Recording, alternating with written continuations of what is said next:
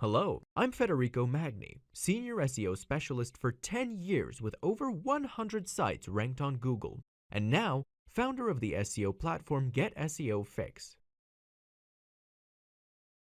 This SEO guide will help you discover the basics of doing search engine optimization, from the very beginning, understanding keywords, and choosing the right domain and the hosting. We will continue with the structural elements of an effective website, we will go through the writing of SEO-friendly content, and we will study various web page optimization techniques, or on-page factors. Further on, we'll talk about the real stuff, like link building and results metrics by means of key performance indicators. After that, we will devote ourselves to an effective website analysis from an SEO perspective, and we will study the different SEO approaches for e-commerce, for blogs, for local businesses, and for YouTube videos. Finally, we will address the full topic of SEO penalties with their respective solutions in detail, particularly focusing on negative SEO, Google Sandbox, and Black Hat tactics. Let's start with two of my actual experiences that I've had in the field of SEO. This is a project developed in 2018. It is a book price comparison with 250,000 indexed pages and prices updated in real time, thanks to a few partnerships with some major Italian publishers. I've always considered that this website is a failure until now. The figures are really ridiculous in terms of revenue, but it will probably improve in the coming months. This example depicts a negative experience, but the field of SEO also brings great satisfaction. In fact, you can see below a report of a website which I consider a huge success. It is a report on a shopping niche with 1,000 indexed pages. The sales volume provided by this website went from $10,027.24 in June of 2018 to $32,908.90 in January of 2019, literally tripling sales after just one semester. The tricks and the optimizations suggested in order to obtain a successful website will be explained within the next few chapters of this book. Unfortunately, we can never know all the infinite variables of a project, and that is why failure is sometimes a part of our work. And in my opinion, it should not be hidden, because it is precisely the failures that make us human and not artificial intelligence. Who am I? Don't worry, I will not tell you the whole story of my life, but only some salient aspects that will help us get a little familiar with each other as we prepare for this journey we will take together side by side. I am Federico Magni, and I have been doing SEO every single day for the last 10 years. I specifically created and ranked around 100 sites, providing sales to Amazon, Google, eBay, and other big companies. I recently launched my new startup company in order to offer guides and tools for search engine optimization. It's called GetSEOFix.com, and it is an all-in-one platform characterized by SEO tools and training guides, which help improve the ranking of websites on Google. I don't like stereotyping, but if I had to label myself, I would call myself a digital entrepreneur, affiliate marketer, and SEO specialist, even if the professional path that I've followed up to now has been very particular. In 1995, I bought my first personal computer with Windows 95, and being able to change the desktop background without reading a tutorial on a blog or watching a video tutorial on YouTube, it was a significant challenge at the time because there were not many who had the privilege of having an innovative 56 kilobyte connection back then. After having created my first websites as a hobby, and after Google search engine was created, in the early 2000s, I started an SEO collaboration with a Dutch casino. After that, I worked on the ranking of an e-commerce website for a company in Milan in 2007.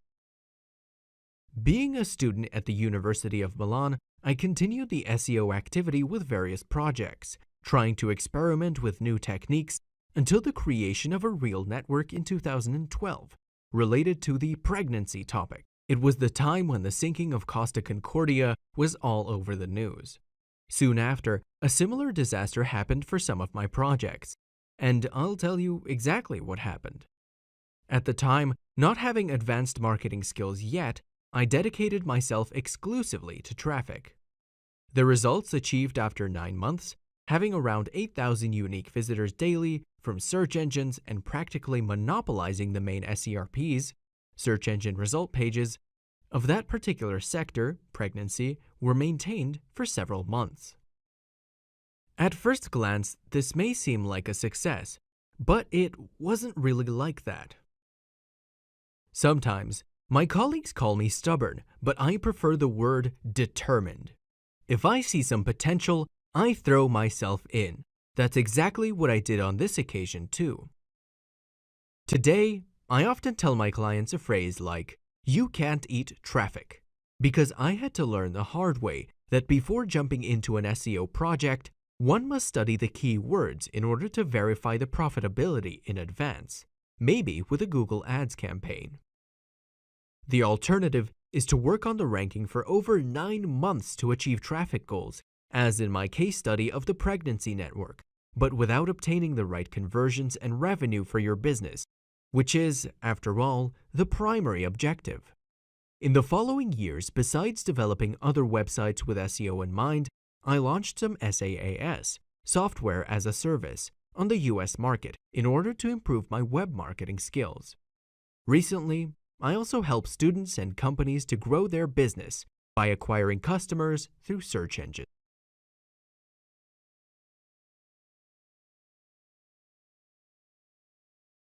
At this point, let's clarify straight away what we mean by SEO, and, by all means, let's find out if it still makes sense to practice this art today, given the fact that it has been talked about again and again for more than 10 years now.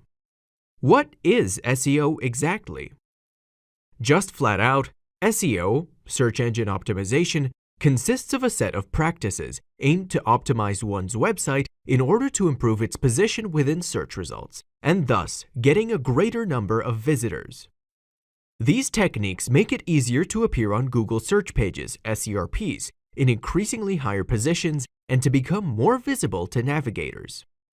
I don't want to seem trivial, but I know from experience that certain concepts need to be reiterated more than once, especially to beginners. Search engines offer spaces reserved for paid advertisements where, with pay-per-click or PPC campaigns, advertisers spend money to bring every single visitors on their company web pages. On the contrary, the organic search space presents a list of relevant results based on a specific keyword entered by the user and sorted according to an algorithm, which is constantly updated in order to offer the best solutions for those who are doing online research, responding to their needs. Therefore, in this summary preview, you should have already understood that there are 2 ways of finding a website on Google. The first way is the paid option, through PPC campaigns, and the second option is free, achievable through a series of practices which, together, stand for the so-called SEO. At this point, you're probably wondering, which one is the most convenient? As I was working on my first e-commerce back in 2007, I found myself saying, I want to do SEO because advertising costs too much. And it kind of made sense. In some cases, this may be true, and then it is really worth studying the opportunity of doing SEO on a website, but not always. When you find yourself in the situation of having to choose between PPC and SEO, you will surely bump into the fairly intuitive concept of return on investment, ROI, and then you will ask yourself, which way will I earn the most money considering the investment required?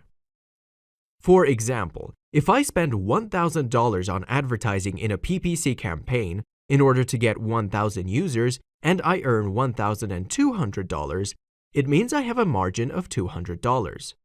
On the other hand, if I could position myself on the same searches with an SEO campaign and would get 1,000 users with a revenue of $1,200, I would have a margin of $1,200.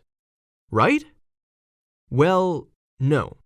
Although at first glance the SEO looks like the simplest and most profitable way to go, we must consider that doing the optimization is not quite enough to get everything perfect forever. Because the algorithms change over the years, the competitors are born every day, and besides, there are many other variables that come into play. Therefore, we need continuous monitoring and also some actions. At this point, there are two options. I learn about SEO and take care of it myself on my own time, or I pay someone who already knows how to do it. Nothing new so far. So what changed in the present? Mobile-first indexing. Since March of 2018, Google has been using the mobile version of web pages for the indexing and ranking process. You should have received a notification about this from your Google Search Console account. Big G has focused a lot on this aspect. This means that you will have to pay close attention to the mobile version of your website in order to verify and confirm that the user experience of those who use smartphones or tablets is optimal. Website speed. Nowadays, the user experience is one of the most important ranking factors for Google, and certainly the opening speed of the web pages is an element that should not be underestimated. Without having to implement Google AMP technology, mobile page accelerators, particularly adopted by news websites, you can use a lightweight and optimized responsive template. GDPR. With the European legislation in force since May 25th of 2018, it is now mandatory to insert a detailed privacy statement, in addition to the various banners asking for consent to the acquisition of personal data. Vocal search. We are now seeing an exponential growth of vocal searches on Google. This involves an increased use of long-tail keywords, for example, where to go eat in Milan, which require a different content optimization compared to the past. Featured snippets. Often, within the search results, there are already some hints like tables or short sentences with a link to the source website. These previews offer great visibility to the website that contains them, and they will be increasingly used. Why is SEO still convenient? You should know that the average CPC, cost per click, also known as pay-per-click or PPC, on Google Ads and Facebook Ads has increased exponentially in the last 5 years, as there are more and more advertisers who compete in the auctions for gaining visibility. In my humble opinion, in the coming years, the competition in auctions will be increasingly fierce. Thus, not all businesses will be able to support PPC campaigns. Instead, they will have to look for other options, and in this case, SEO will be one of the main alternatives. Depending on your activity, here are some reasons for which you might want to consider using SEO. E-commerce.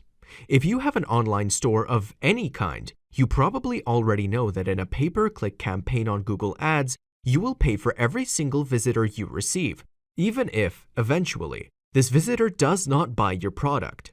This means that you will have to do a great job with your conversion rate optimization, CRO, in order to still have a good profit margin, considering advertising costs and taxes. Therefore, SEO could be a good way for you to go, and you may be able to maintain a good margin, even if you are not a guru in conversion optimization. Lead generation. For example, if you are a consultant, such as a tax consultant, you may be interested in not spending 75 cents for each visitor coming from a PPC campaign. In this case, creating a blog with a series of web pages indexed on specific keywords could provide you with enough traffic in order to guarantee an interesting number of quote requests, which could increase little by little, day by day. Branding. When someone searches for your company name on a search engine, it is essential to appear before anyone else, especially because those who have been looking for you are probably interested in buying your products, and evidently, they have already heard of your brand. Affiliate marketing. Personally, without SEO, I would have never succeeded in procuring sales from various e-commerce companies I've partnered with along the years. Practically, the high costs of PPC campaigns have been zeroed out with an SEO campaign. I could go on and on with other cases and examples in which SEO plays a key role, but I'm sure that the most illustrative way to explain the convenience of doing SEO is precisely the following slice of real life. In 2017, I had a colleague who was dedicated to software development in northern Italy. We are talking about a freelancer with a sole proprietorship. He basically promoted his work with a landing web page containing a contact form to request a quote, which was normally followed by a phone call to make the sale. Furthermore, it received traffic from a Google Ads pay-per-click campaign and spent around $350 a month. It always brings a smile to my face when I remember how he used to say, "And again, I have to take out $350 from my pockets to pay Google." Let's talk a little bit about numbers. My colleague has spent over $4,000 annually from the beginning of the campaign, so most likely a total of $12,000 in these 3 years of activity. For a structured company, this amount is probably peanuts, but for an individual company, it certainly does not fall in the category of neglectable costs. What we can learn from this experience is that paid Google Ads have been a great advantage for my colleague in allowing him to find out which keywords are the best converters and therefore procure sales. On the other hand, 1 year after starting this campaign, it would have probably been appropriate to evaluate the possibility to complement or even replace the paid campaign with a good SEO ranking of its landing web page, precisely for the keywords identified with a paid campaign. This practice is considered an intervention that can provide considerable cost savings for an individual company and increase the number of conversions and, consequently, sales. In this particular case, doing SEO on the landing web page would provide excellent search results based on those keywords, thus offering better conversion rates, generating visits, conversions, and sales in automatic, without having to actually pay the bill to Google for advertising campaigns. I would like to point out to you that without having to pay Google the bill for advertising campaigns is not synonymous with free of charge. The optimization of a website is constant work, which will probably be less expensive than a pay-per-click campaign, although this is not true for all markets, but it still requires resources, like your time or the money to pay someone else to do it for you. How much does it cost and how much time does it take? Anyone who wants to do SEO can choose between these two different paths. They can either learn on their own by investing their time, or they can choose to pay someone else to do it for them. In terms of time, the factors vary, depending on the market niche, the number of pages, and a few other variables. But ultimately, we can say that generally, or at least from my experience on the European market, some minimum results can be seen after 3 months from the first intervention, and reaching the final goal occurs after 6 to 12 months. Listed below is an example of my new project on religion, which, with a few hours of initial optimization and 0 backlinks, has started showing improvement in terms of traffic after the 4th month. In general, the intervention requires an important initial optimization work and periodic monitoring afterwards, on a weekly basis at least. The exact number of hours required depends on the complexity of the SEO project. According to ahrefs.com, if we speak of prices instead, we can choose between the following options. Monthly fee. Regardless of the actions performed or the number of hours dedicated to the work, a professional requires a monthly fee with a variable cost between $500 and $1,000, depending on the candidate. I would like to emphasize that an SEO agency requires higher quotas than a sole consultant. Hourly payment.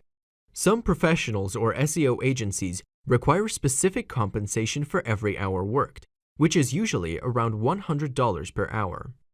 By outsourcing in Latin America or India, it might be possible to reduce the costs down to $60 an hour. The figures described above refer to the SEO market in the United States, which is considerably more competitive than the European one. Another significant impact on prices may come from the professional's experience, the type of SEO campaign, the competitiveness of the niche market, the number of keywords, and many other variables.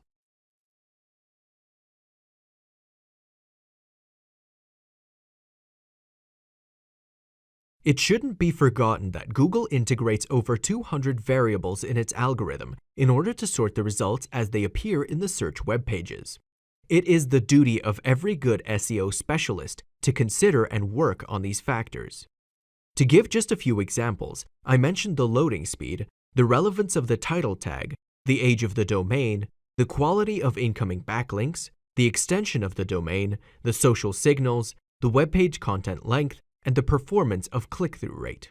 Fortunately, not all SEO factors have equal weight, but there are some that matter more than others, and this is why SEO interventions focus on just a few dozen variables. We can say that Google works on 3 fundamental principles, inspired by the 200 factors, in order to decide what should be shown first, second, and so on. Trust. How can a site be trusted? If a page has good content with links from other quality sites, it will obviously be easier to rank. Authority. In the past, the authority of a website was measured by PageRank, which also took into account the popularity in terms of backlinks, but today, there are several factors that make a site authoritative and other metrics were born, such as the Moz domain authority. Relevance. It is essential to show users the most relevant content in order to answer their questions, and this is the reason why we talk about relevance.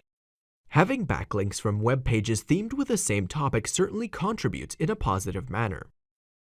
Personally, I love to focus on the last one, relevance, because in my experience, interventions of this type require less time than the other two, authority and trust, and they are more feasible, even when in particularly competitive markets. What has changed with RankBrain? If you are a beginner, I anticipate immediately that this section will be a little bit tricky for you, but I suggest you try to deal with it. In short, Google RankBrain is a constantly updated and improved machine learning algorithm used by Google since 2016 in order to sort the search results. Basically, in the past, Google algorithm was constantly optimized by programmers and human personnel through verification, feedback, and approval. Now, with the advent of RankBrain's artificial intelligence, the algorithm optimizes itself in complete autonomy, evaluating the public behavior based on the search results and adjusting the rules accordingly. RankBrain has 2 main objectives: understanding the keywords and measuring how people interact with the results, thus interpreting their satisfaction. Going straight to the core of things, nowadays, Google is able to interpret the search intent, including, for example, that where to sleep well in Milan has the same meaning as where you can sleep well in Milan. In the past, we often used the so-called keyword cannibalization, which means that we could create 2 distinct pages, each optimized for a keyword. Today, it is preferable to work on a single medium-tail keyword, for example, sleeping in Milan, rather than on multiple long-tail keywords, for example, where you sleep well in Milan, thus allowing for other keywords which present the same search intent to appear too. We have just seen that doing SEO at the time of RankBrain actually forces us not to forget about the user experience and the user behavior because the algorithm is constantly influenced by these two. From a practical point of view, it is important to have a good click-through rate, CTR, on Google search pages and an adequate bounce rate because they are strong indicators regarding the user's interest in our web page. Just to give you an idea, you can have a good click-through rate, CTR, focusing on optimizing the title tag with a bit of copywriting, while for the bounce rate, you need to make sure you have relevant content in terms of quality. Instead, in terms of graphics, it may be worthwhile to include internal links to other resources on your website. We'll see everything in detail in the next chapters, so you don't need to worry if this section seemed too technical. I like to see myself as a curious person because I always see some learning potential everywhere. I think it is useful, but also interesting to know about the history of search engines in order to understand the evolution that we have seen in the last 30 years. As we speak of search engines, nowadays we think of Google almost exclusively. But we must remember that there are several others, such as Bing, Yahoo, and so on, which certainly convey just a small traffic fraction compared to Big G, but they still fall within the definition of a search engine. On a technical level, a search engine has some fundamental characteristics. Crawler. The system automatically browses the World Wide Web by visiting a myriad of web pages and websites in order to find information and content. Indexing. The web pages returned by the search results are being analyzed based on their titles and other metadata in order to be subsequently organized better for the purpose of being quickly consulted in the future. Information retrieval. A user enters a keyword in the search form and the engine returns the results, ordered according to a specific algorithm. In 1990, the first search engine was Archie Query Form, which dealt with finding FTP websites in order to create an index of downloadable files. In 1994, the InfoSeek project seemed to be a real revolution as it allowed webmasters to send a page directly to the index. It was born the same year as the famous Yahoo search. In 1996, besides the Alta Vista search engine, the Backrub appeared, thanks to the work of Larry Page and Sergey Brin.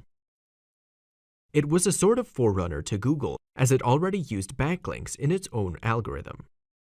Finally, in 1998, the MSN search and Google search engines were launched.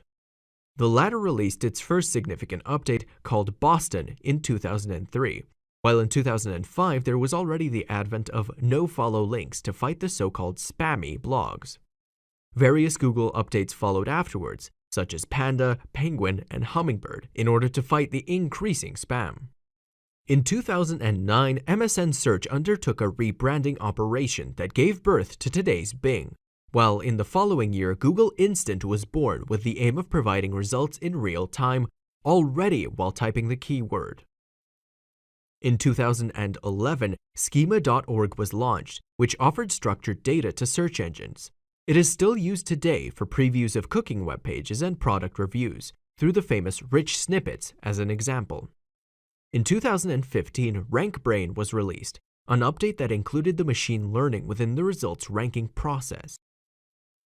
In 2017, Google began to punish the websites which contained pop-ups and similar that damaged browsing. Subsequently, the Fred update was also released, with the aim of penalizing those sites that favored monetization over the user experience. Finally, we cannot forget the widespread dissemination of vocal searches in 2019, thanks to some devices such as Google Home and Amazon Echo, which have become more and more mass products.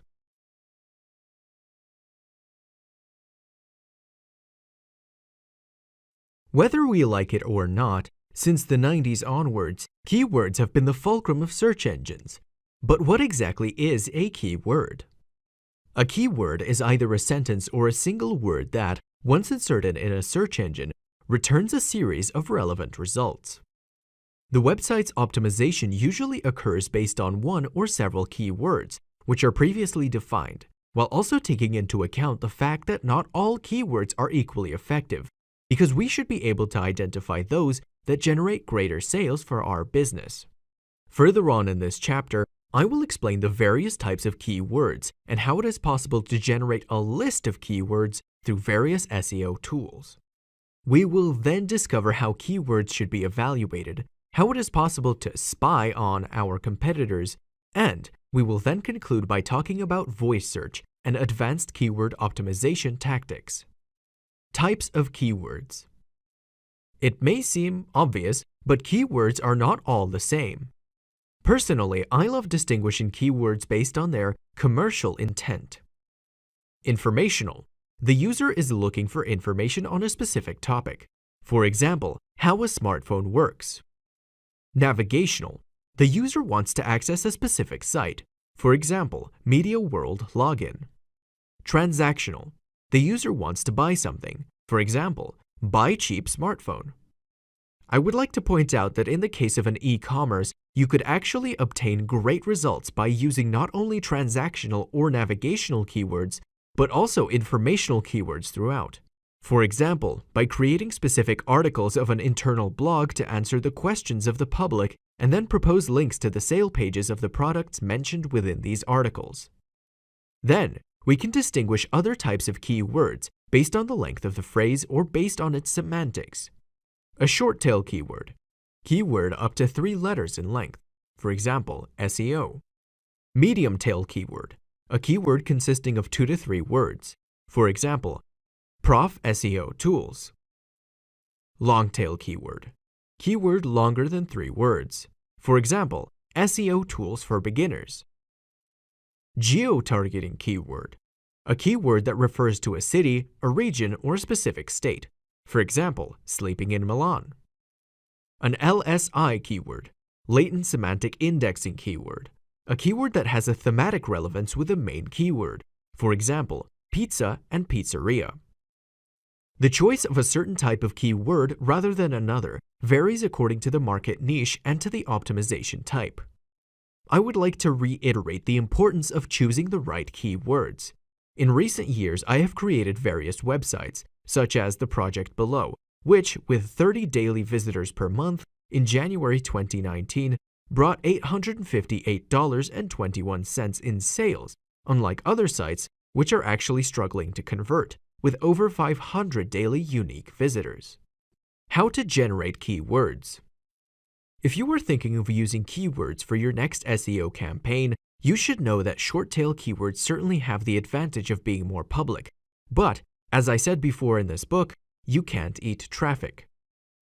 Consequently, for query terms that have large volumes of users, you have to consider that there will be more competition, making it very difficult to reach a good ranking in these SERPs. My advice is to generate a list of keywords, between long and medium tail, and then carefully choose the most suitable ones for your market. In order to generate this list of keywords, you can use the Google Keyword Planner tool, which also shows the ranges of monthly search volumes, even with seasonal distribution. Another very useful Google service for keyword research is Google Trends, which shows the keywords of the moment, their geographical distribution, and the growth or decrease in interest over the previous months or years. The limit of these services offered by Google is that they are offered by Google. Now let me explain a little better. I firmly believe, and this is my personal opinion, that I could have a competitive advantage over competitors if I could base my decisions on non-public sources, or at least not as famous as the classic Google service.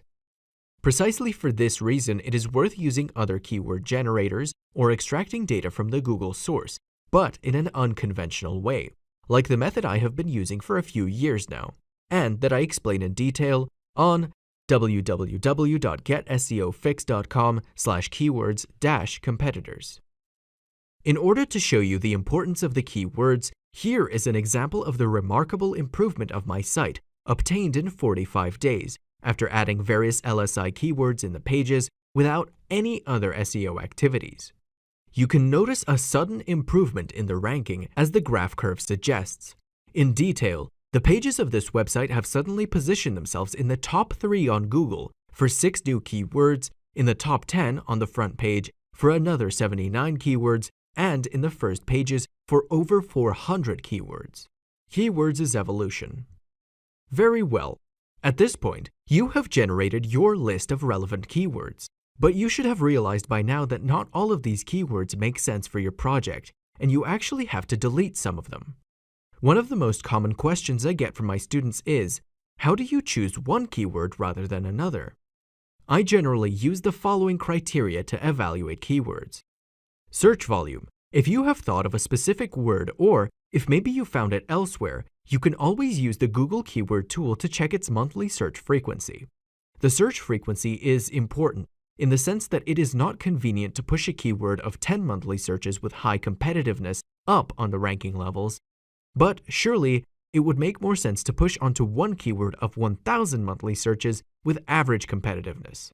Perhaps you're wondering how we can define the keyword difficulty. Let's see it right away. Competitiveness. I often read on blogs that a good method to estimate competitiveness involves entering the keyword on Google in order to see the number of results returned. If, for example, Buy Smartphone has 35 million results and Buy Oleander has only 64,000 results, can we conclude that the second one is less competitive than the first? Well, not always. Remember that you want to appear on the front page and maybe in the top 3. Even if there were only 100 competitors in SERP, but all dragons, you would still have a hard time and the competitiveness would be very high. So, what should you do? The only solution would be to manually study the top 20 results at least, and perhaps studying also the metrics, like the domain age, the page authority, DA, and trust flow, TF. For example, I would consider an SERP in which the top 10 have TF greater than 30 and DA greater than 40 as a competitive one. After having estimated the metrics, I would also evaluate the content in order to see if I could write a more informative and significantly better article than any other competitors. In the case that the metrics were really prohibitive and the contents were of the highest quality, then you would surely have a hard time, and it would be very difficult for you to overcome your competitors, but not impossible. Relevance. Regardless of the volume of the research and the competitiveness, I often insert certain keywords into the content that seem particularly relevant to me or related to the topic that is being discussed. Considering these criteria, you should always keep in mind the final goal. As certain keywords might seem to be absolutely prohibitive in the first instance, they could actually have some use, if used as anchor text in internal links, for example.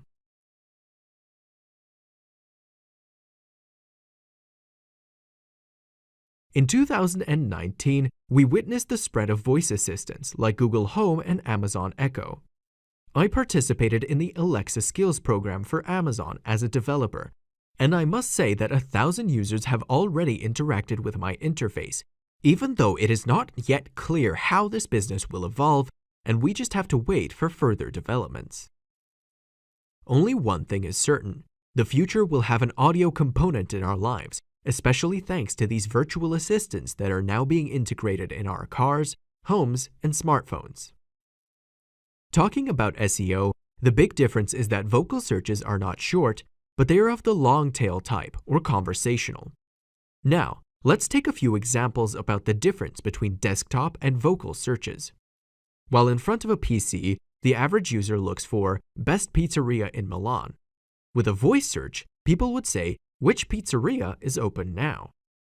We immediately note that the voice search is oriented to the use of questions: who, what, where, when, why, with a local intent, Milan, or omitting the city, taking for granted the geolocation of the smartphone, and with a conversation style compared to the old robot command. In order to take advantage of voice searches, you can follow these 3 steps. Mobile site optimization. Considering that virtual assistants are often used when you are not at home, the most common device is the smartphone, and therefore, obviously, your site must be well accessible on this type of interface. Google My Business. Make sure you have a business listing on Google, optimized for local searches, otherwise it will not be considered as a valid result for the answers of virtual assistants. Schema.org. By using structured data, your pages could be returned as an instant result to the users, but we will talk more about that later.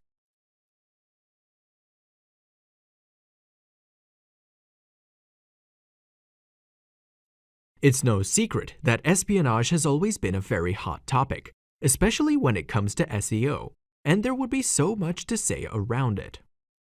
First of all, studying what others are doing in their strategy is not wrong or negative per se, but it may have legal consequences in the cases of content plagiarism or unauthorized access to other people's servers. As long as you do things the right way and you limit yourself to studying the competition without being too invasive, in my opinion, it is perfectly lawful and even mandatory to do it, especially if you want to operate in particularly competitive niches.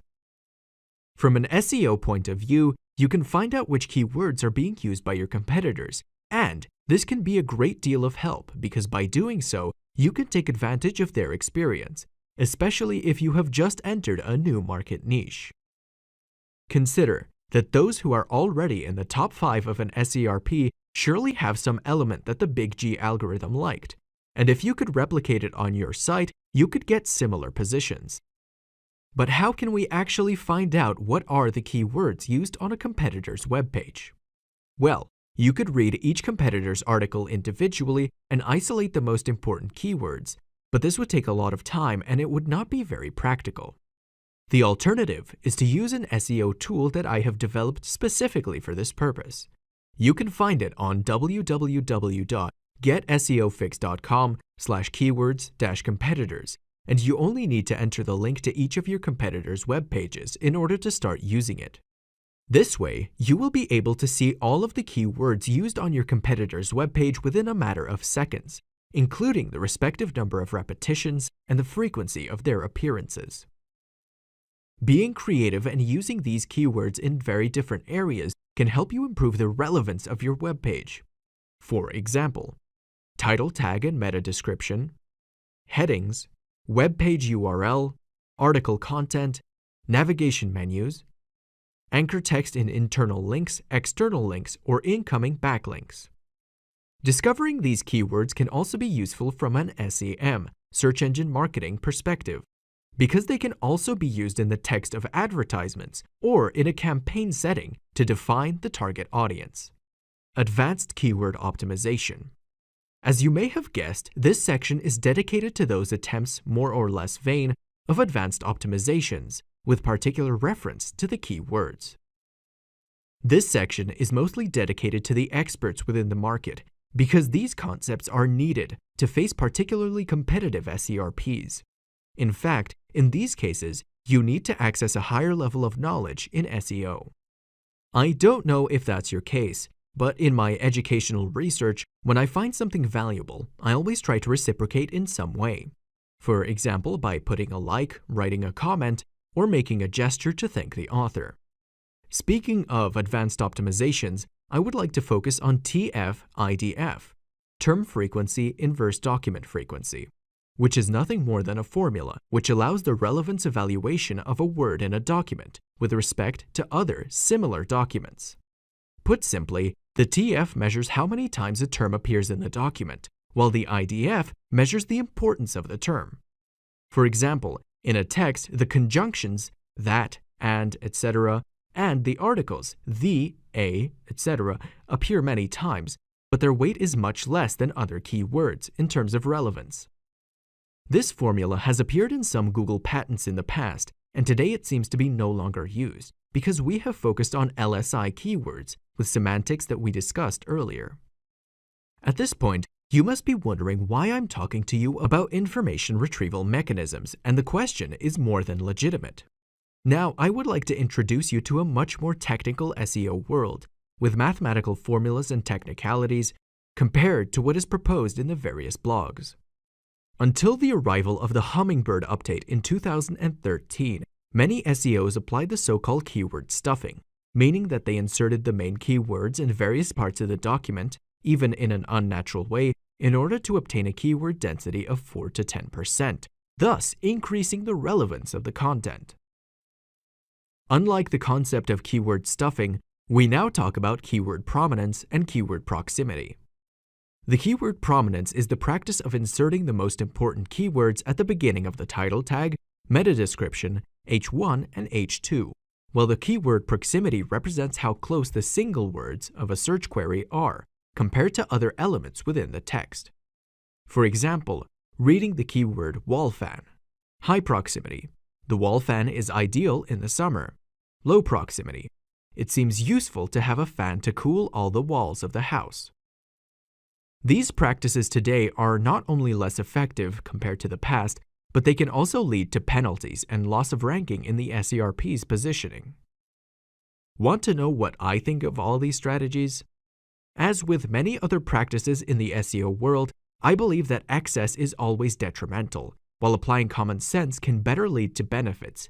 And it's precisely why I personally still apply some of these methods today, even if I do it in a softer manner.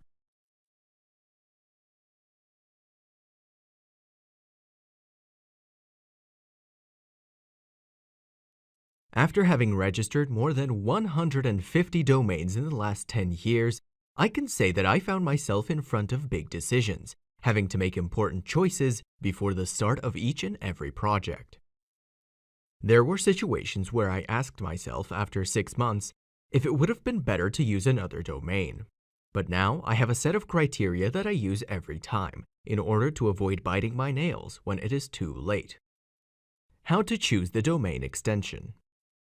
Not everyone knows that in the 70s already, the Internet Protocol or IP addressing system was used.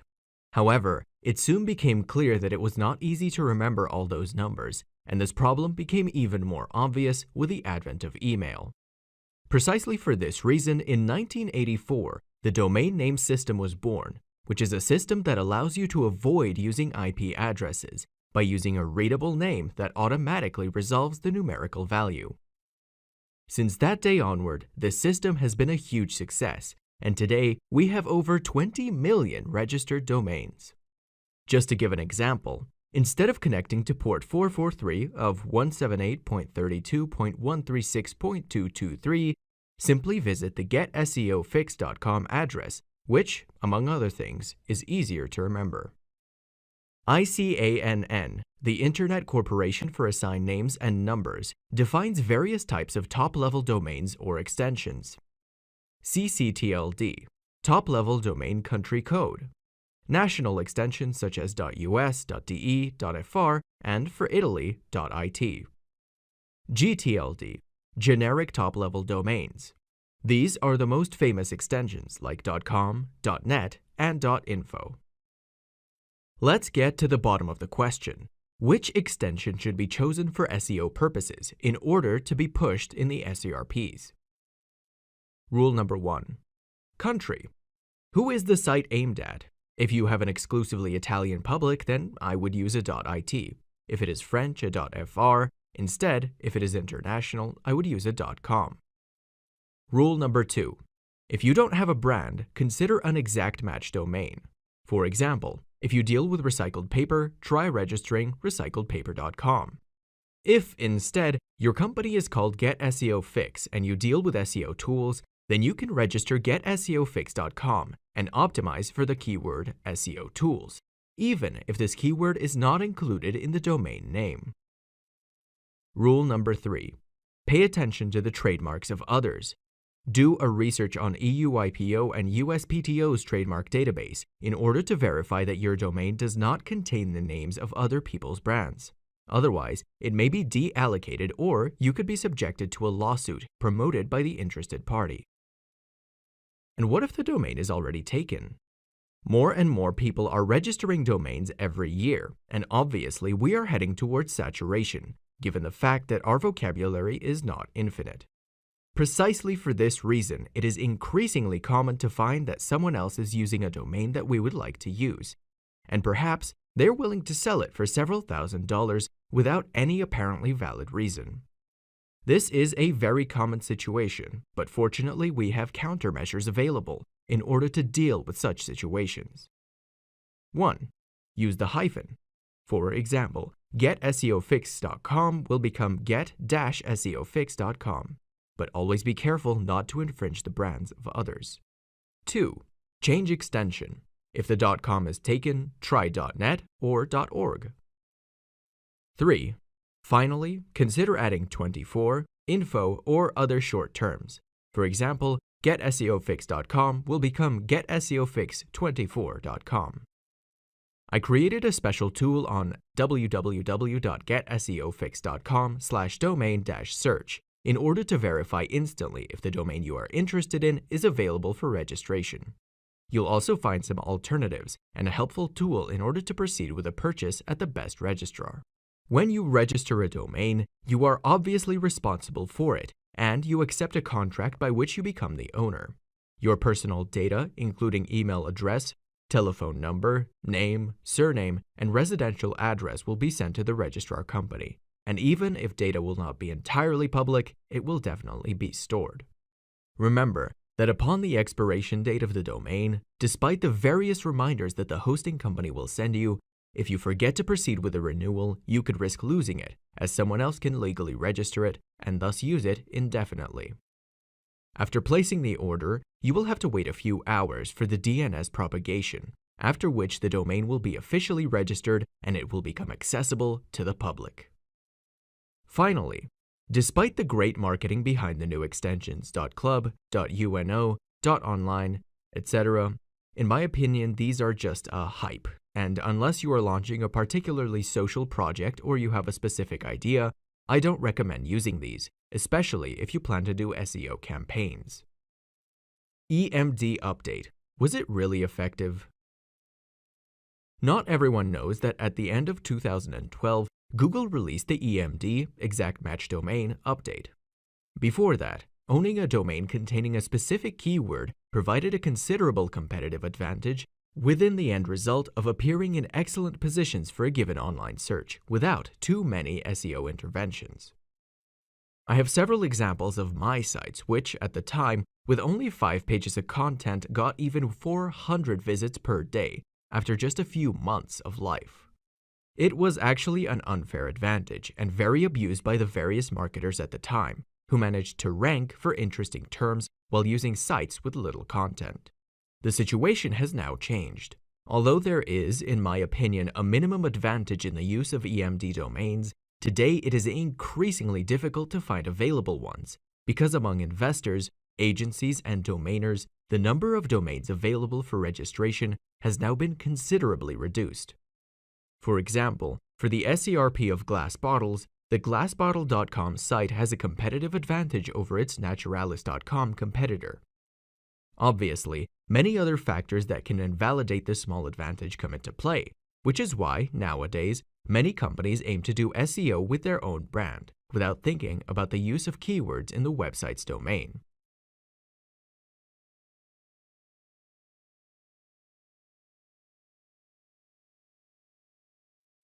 It will seem obvious, but the .com domains have a specific deadline, and if they are not renewed, they will face a grace period.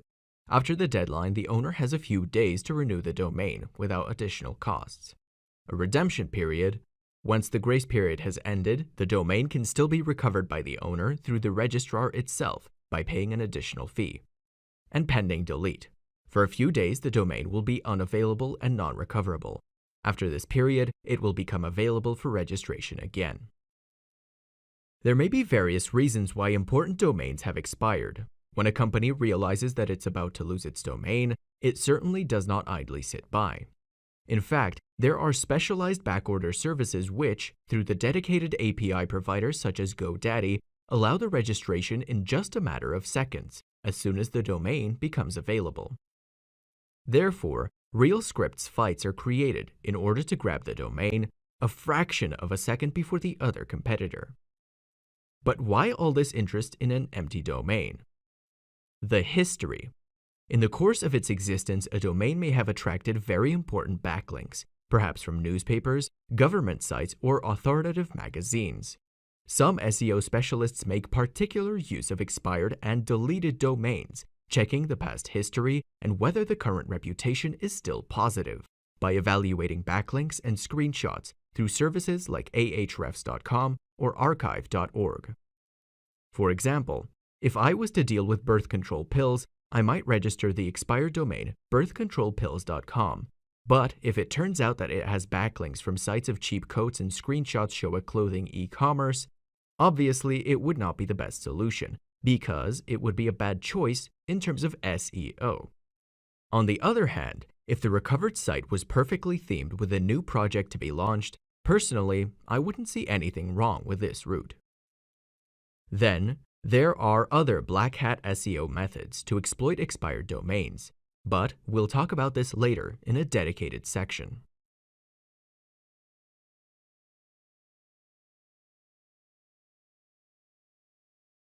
Change the name of a domain. Even if you were never married, you know that after marriage you never go back. Nowadays you can get divorced quite easily, but only as a last solution, with the respective costs and pains that you will have to go through. Similarly, the domain choice should be something definitive, which can certainly change but at a very prohibitive cost. Remember that the domain name you choose today will remain forever, unless you make a transfer with all the SEO risks entailed by this action. Consider that you might regret a too hasty choice. Until now, I have always avoided changing the domain. I had to do it only once for branding purposes, and it was pretty rough. In my case, I immediately lost 30% in terms of traffic, but I also read about companies that had to face losses of up to 80%. It is surely true that after a few months, things tend to go back to normal, but meanwhile we find ourselves suffering a decrease in terms of visitors for a more or less indefinite period. In business, This is neither positive nor tolerable. Consider that besides purchasing the new domain, you will need to keep the old one for at least 12 months. The whole procedure is based on the concept of redirecting all the pages of the old domain to the new pages of the new property, possibly with a one-to-one match, so that the search engine is able to recognize the old contents already indexed and replace them with new ones. You will have to make sure you find and redirect the old content towards an identical or equivalent web page in the new website. After moving the content to the new website, remember to verify the ownership of the new domain in the Search Console account and use the Change Address tool.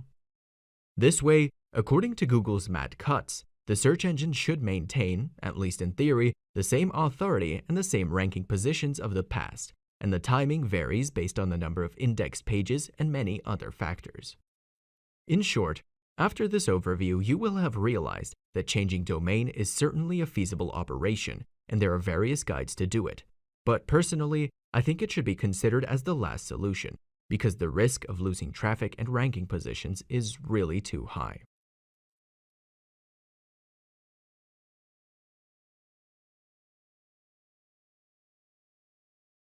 Keep in mind that having a domain is not enough, because you also have to buy the space onto which you will upload the website's files.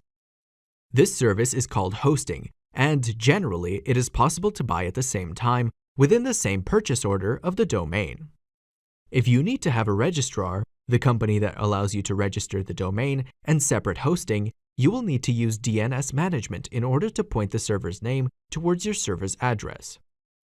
In this section, you will find out about the various types of servers that can be rented, the famous question of using HTTPs, the importance of IP addresses, and the consequences of using reverse proxies in an SEO campaign. Server types and performance. We know that there is a lot of speculation behind each and every service on the World Wide Web. This is precisely the case with server selection. If the various servers look the same to an inexperienced eye who only notices the differences in terms of price, in reality there is actually a gulf between one solution and another. Not being a system administrator, it took me some time to learn something about the server world, and still today, I feel grateful to the people who have had the patience to help me choose new hosts for my sites in the past. My suggestion for clients these days is to base their choice regarding hosting on these elements. Application type. If it is an application or some script that uses Java, you will probably have to purchase hosting with particular resources and libraries available. If you just use WordPress, then you could opt for a standard solution with Linux hosting. Uptime guarantees. If you have a website, your first concern is that it is always accessible. Otherwise, some of your audience will not be able to visit, so they will leave. Hosting panel. I strongly advise you to buy hosting that offers cPanel or Plesk as control panels because they are safe, simple, easy to use, and they all have the functions that a classic WordPress website might need, such as cron job, antivirus, automatic backups, and much more. Dedicated hardware. I refer to available disk space and bandwidth. Look for hosts that have SSD hard drives because they are very fast, and also check how many gigabytes they offer you. I recommend at least 10 gigabytes. If you have a lot of images, videos, or other heavy content, you should carefully evaluate the disk size you will be needing. Bandwidth. It all depends on how much traffic you will have and how big the files of your site are. Generally, 100 gigabytes of monthly traffic are enough for a small blog. Depending on the application type, you will also need to consider RAM and CPU in order to maintain high performance. SSL or TLS certificate. Lately, many hosting services include Let's Encrypt free SSL certificate in order to provide greater security while browsing the website, thanks to the HTTPS protocol instead of the classic HTTP. Automatic backups. The periodic backup saves a copy of all the files, databases, and other website settings. Some hosting automatically backs up your website at regular intervals, so that, in case of malfunctions or hacker attacks, you just contact the support and everything will be restored for free and exactly to the state in which it had appeared a few days before. Not all hosting is the same. We can generally make three distinctions. Shared hosting. This is the ideal choice to start a new project. Shared hosting is simply a server used by dozens of different customers. The big advantage is the cheap price. The monthly fee can be around $5 or less. The disadvantage is that, pretty often, you don't have dedicated resources and, in peak moments generated by other sites, your site will suffer in terms of available resources to let your users navigate. Server managers have various systems to resolve these situations through load balancing limits for each website. VPS, or Virtual Private Server. This is the ideal choice for sites with traffic. In a nutshell, it is a virtual machine mounted on a dedicated server. With this configuration, only a few customers use the same server. Another great advantage is having dedicated resources, such as RAM or CPU, that no other neighbor can occupy at peak times. The price, between $10 and $20 a month, is certainly higher than the price of shared hosting, and it varies according to the configuration. In order to manage a VPS, it's either necessary to have technical skills or purchasing a management service package. Dedicated server. This is the ideal choice for high traffic and professional websites. The big advantage is the possibility of having a dedicated IP. With the dedicated server option, you can have an entire server for yourself without having to share it with anyone else. The prices are very high, starting from $40 per month. But thanks to this server, you can manage huge traffic loads and also you can offer high speed to your audience. In this case, server management skills are indispensable. My students ask me what I use to host my domains, and I must say that over the years, I've really tried it all.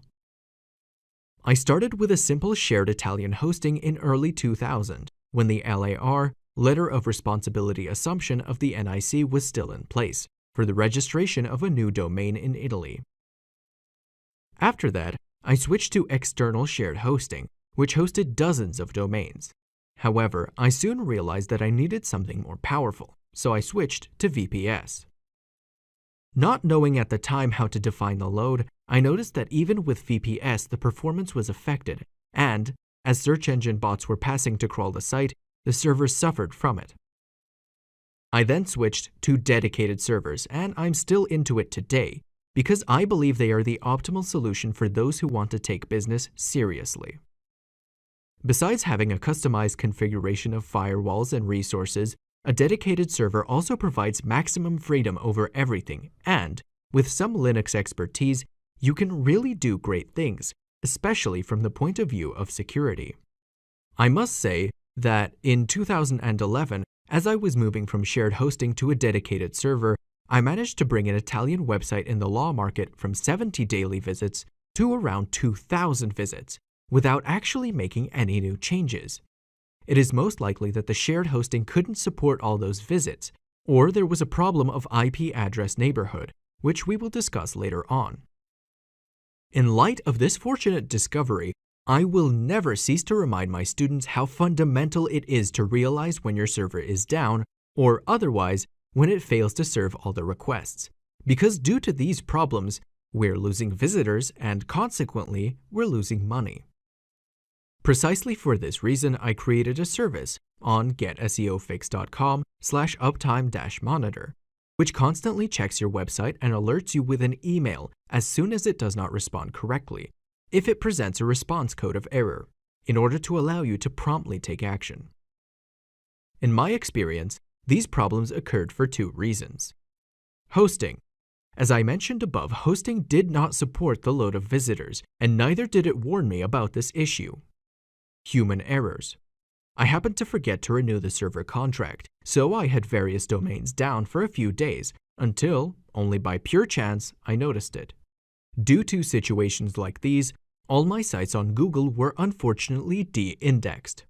Luckily, however, after the renewal, they were re-indexed almost immediately, and consequently I didn't lose any rankings, but I earned $0 during those days, obviously. It also happens to have a plugin not properly configured, which generates a 503 or 404 error and makes the entire website inaccessible.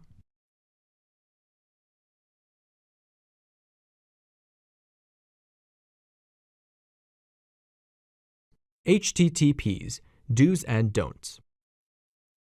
As you may have noticed in recent years, there has been a massive marketing campaign concerning the fact that HTTPS is now an SEO factor and everyone must follow it. In short, when I hear these dogmas, I usually want to see it clearly. I anticipate right away that I haven't switched any of my websites to HTTPS, and I only use it for new projects. Let me explain. What Google recommends is the most common sense. If I have an e-commerce site, which in addition to personal data also collects credit card data, it would be a good idea to use a communication encryption system, in addition to being PCI compliant, in order to avoid, for example, the classic man-in-the-middle attacks. If I have a blog in which there are no registration forms, why should I force the encryption of the connection to pass public data? Remember that encryption requires some milliseconds, and it is certainly slower than a clear data transfer, thus worsening the user experience, even if imperceptibly. Precisely for this reason, I believe that there has been a lot of speculation on the matter, and, apart from e-commerce websites or other websites that require to fill forms, I don't see any good reason to forcing the use of HTTPS, especially for SEO purposes. Another misunderstanding which I often read about is the confusion over the terms. Often, we talk about SSL, but the HTTPS connection uses a TLS, Transport Layer Security, since 2008, and not the old SSL, Secure Sockets Layer, which had been used back in 1995. HTTP is a protocol that deals with navigation mechanisms, while TLS is an encryption protocol which verifies the identity of the server by using a certificate. Depending on your budget, you can buy a classic DV, Domain Validation Certificate, for a couple of dollars per year, or you could choose an Extended Validation EV certificate, which, after some paperwork, will allow your site to have the famous green bar in the address bar of the browser. In the latter case, the annual cost reaches about $100, but for a company it could procure some advantages in terms of trust and security perceived by the user.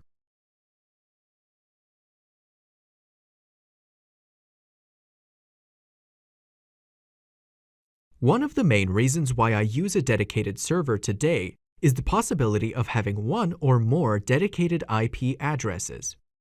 If I have to create a project for the Finnish market, I tend to register a .fi domain and point my hosting to an IP address within Finland. Back in the days when I was still working on share hosting, unfortunately the same IP address was assigned to more customers, and each customer had dozens of websites. What was the result of that situation? It used to happen, and still happens today, that a website has the same IP as 50 other sites, or it is in the same C class. For example, the IP 5.45.78.2 has the same C class 78 as 5.45.78.18. In order to save on infrastructure costs, hosting companies often decide to host hundreds of customers within the same C class block, called an IP neighborhood, having even 10,000 sites on extremely close IP addresses. But what if one of these 50 or 10,000 websites is a spam portal, contains illegal content, or does something bad? In my opinion, and considering the experience described in the previous chapter, being in this situation certainly does not bring any advantages from the SEO perspective, especially if we think in terms of authority, trust, and relevance. The alternative is to check the IP in the so-called blacklists in order to make sure it is a clean IP. This condition should be checked pretty often, and therefore, I have created a special tool for this on getseofix.com/tools. This does not mean that all sites on shared hosting are penalized, but, in my opinion, there is a risk which a serious business should not take, even if it is only a potential risk. I don't want to get into technicalities, but we need to know that a reverse proxy is a sort of network interface interposed between the user and the recipient server. The most famous service is Cloudflare.com, which, except for some limitations, is free. By using this mechanism, the server's IP address is not directly visible externally, and this provides some advantages. Security. The interface already contains a firewall that blocks malicious requests and mitigates DDoS, distributed denial of service, attacks. Load balancing. The traffic load can be distributed to multiple internal servers in order to optimize performance. Caching. An intermediate server immediately provides some recurring answers without having to continuously contact the main server. But what does this all mean exactly from an SEO perspective? Surely the performance is facilitated and therefore the user experience is automatically improved, but at what cost? Instead of showing our IP address externally to the public and to search engines, the reverse proxy service is shown. We need to be confident that it's clean from all those effects of an IP address neighborhood, which we talked about earlier. During these years, I have tested these servers several times, and I have never had any problems. Lately, however, I tend to avoid them, because, having dedicated servers, I prefer to do a private configuration, without the risk of being penalized by an IP address that is out of my control, as it happens with the most part of reverse proxy services.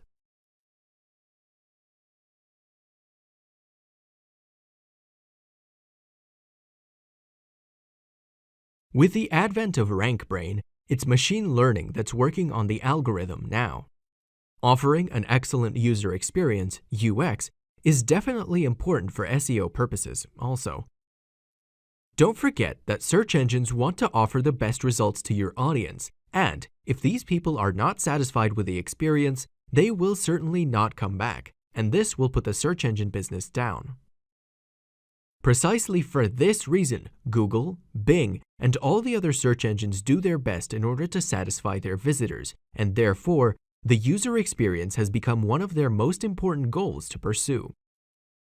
Simply, we can say that UX is a person's experience while browsing the website or a specific web page.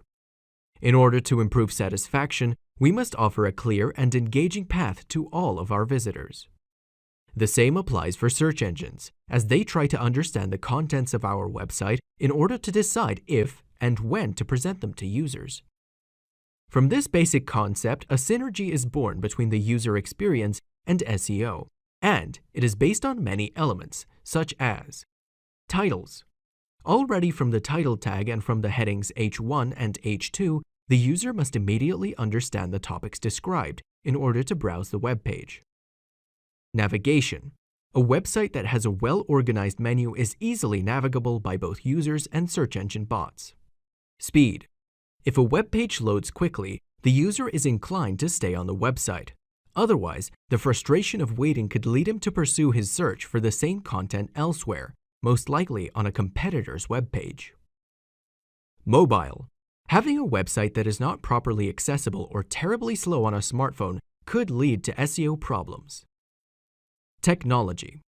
If, for example, you use Flash elements, there may be incompatibilities with smartphone viewing. In order to make the content of your website understandable to the human eye, remember to use legible fonts, I suggest at least 16px, and use spaces in order to adequately align the various sections or paragraphs with each other. There are many other elements which definitely make the navigation more enjoyable, such as the use of meaningful images, engaging quizzes, links to internal resources, tooltips with explanations, and many other creative elements. On the other hand, there are practices that certainly worsen the user experience, including the excessive use of pop-ups and interstitials for marketing purposes, or the use of links too close to each other, which makes it difficult to tap on the desired resources, especially on mobile devices.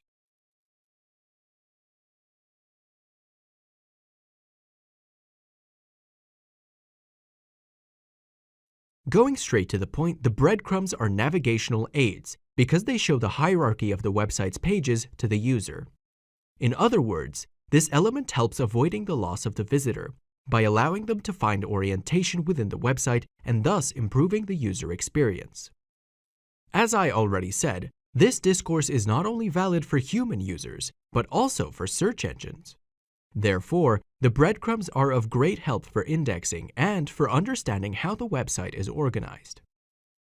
The concept of breadcrumbs derives from the famous fairy tale of Hansel and Gretel by the Grimm brothers, in which the two protagonists of the fairy tale used the trick of creating a road trace with breadcrumbs in order to find their way home when they were in the forest.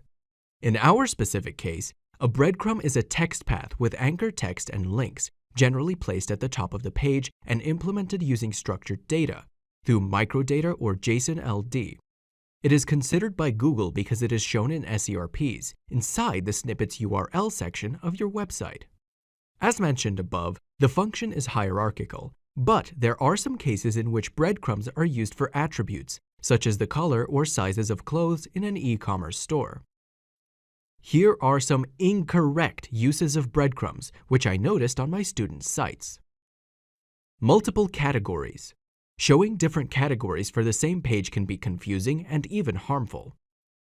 Multiple lines. We should try to show the path in a single line, except for mobile versions, otherwise it takes up, literally, too much space. Keyword stuffing.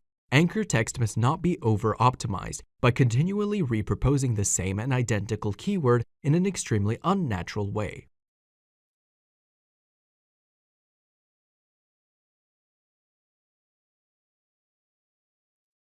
Have you ever wondered how you should structure a web page effectively? Each site is equipped with various structural components, which also have a very precise function from the SEO perspective. We will now see the essential elements that make up the web page's layout, with particular reference to the user experience's importance. We shouldn't waste time and go straight to the point. When you think about a website, some specific elements of a web page will cross your mind. You must know that in recent years, many structural elements have been significantly modified thanks to the advent of entities such as HTML5, in addition to the layout changes due to design requirements. If we think about the web page of a classic blog, we can immediately distinguish some very precise elements. Header, the upper part of the website, which usually contains the navigation menu, navbar, and the logo. Content, body, the central part of the website containing video or text, which represents the actual content of the page. Footer. Located at the bottom of the web page, the footer contains links to contracts, privacy, and legal notes. Side column, or sidebar. It is not always present, but it's usually found on the right side and it shows advertising banners, links to internal articles, or other related site content. Without needing a design course, it's clear that, in recent years, we have gone from a 3-column layout to a simpler, minimalist layout with 2 columns, and, in many more futuristic cases, even to 1 single column. Content organization. As in life, the organization of a website is fundamental. I often see sites with articles assigned to not-so-relevant categories because there wasn't a clear organization of topics in the beginning. Instead, in my experience, I do the exact opposite. Usually, I start from drafting a series of categories and then go to compile the list of articles, which should be perfectly integrated with the chosen topics. Most experts already know that I am referring to the so-called SEO siloing. By doing so, I'm going to create a series of themes and categories, and inside them I insert relevant contents. A very illustrative analogy is represented by the chapters of a book. We can think of a website as a nice book made up of various chapters. Obviously, all the pages included in a chapter must be related to the topic covered. The SEO siloing therefore allows us to increase the relevance of the contents within the same category, thus facilitating the indexing thanks to an excellent keyword relevancy. But how does this work in practice? Here are some tricks that I would use in order to do SEO siloing of a website dedicated to women's diet. 1. Categories. I would define 5 to 10 thematic categories and assign a very specific keyword for each, also in the URL. Diet in pregnancy. .com/diet-in-pregnancy/#article#. Menopausal diet. .com/menopausal-diet/#article#. Losing weight for women. musclesforwomen.com/lose-weight-women/article#, musclesforwomen.com/muscle-women/article#, beautydiet.com/beauty-diet/article#. 2. Harmonize content. Think of 10 articles for each category. Don't make some categories based on one article and other categories based on 25. For example, in the category Gym for Women, I would insert the title .com/muscle-women/easy-fitness, but not .com/muscle-women/food-anti-wrinkle. Internal links. When does it make sense to insert textual thematic links between one article and another in order to reinforce the relevance of the topics?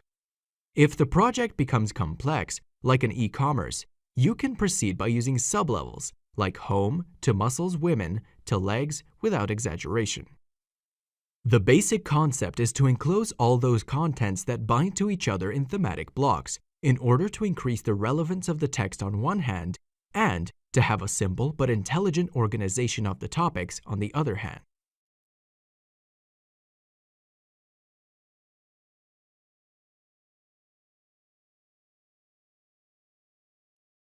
Few people know that one of the easiest methods to give search engines guidance on the topics of their articles is the use of some special signals, which are often little used, because, in my opinion, they are completely misunderstood by those who are approaching SEO. In addition to breadcrumbs, which we have already talked about before, inserting other internal links in a web page definitely improves the user experience, because it returns and highlights a content directly related to the current web page. Based on the number of links used in the layout, it will be easy to understand which are the most important pages of the website. Having an internal linking strategy certainly plays a significant role in improving the SEO of an entire website. But what do you need to know in order to correctly use internal links? Content-related connections. By following internal links, Googlebot scans the pages of the website in order to determine importance, relevance, and connections between the content. Link value. This depends on the position within the page. The more it is visible, the more powerful it is. We must also consider how many other links are present on the web page. The less, the better. The backlinks' number and the quality of the web page should also be considered. Usually, the homepage has quite a few of them, and that's why the internal links on this page have the best effect. An ideal internal linking structure should have the most important content linked from many web pages, and, at the same time, relevant pages should be linked to each other. I realize that it may seem a bit too theoretical, so let's try out a practical example. A women's diet website could have the homepage containing a link to a guide page that shows all the various types of diets, within which there may be references to the article Top 3 Foods During Pregnancy. On the other hand, putting a link to this article directly on the homepage would be a waste, unless it is part of the latest posts section.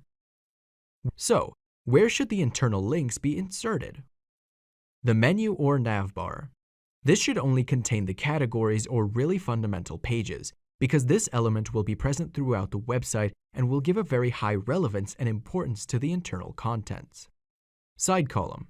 The related articles, the most popular or most commented ones, can be inserted in the sidebar with thumbnails or small preview images. Body. Links can make sense even within the text of the article if they add value to the topic, when it cannot be treated in the current article due to space or relevance issues. Remember that the number of links also depends on the website type. An e-commerce by its nature will obviously contain more links than a blog landing page. On the other hand, as I have verified several times on some of my students' websites, it is absolutely necessary to eliminate the credits to the theme's authors links, if the license allows it, and to the links to the tag archives, authors, and all other pages, except for some special cases, because they do not contain useful content for visitors or for the search engines. So far, I have talked about when and where to insert a link, but how about doing it the right way? We have already analyzed the concept of link value. If you must show a link that leads to a useless page for search engines, such as, for example, a login page, you should use the nofollow tag in order to signal its low importance. The diatribe on the do follow, no follow speech is still very hot, and many believe they are now outdated tags, but personally, I continue to take them into consideration, and later I will also explain why.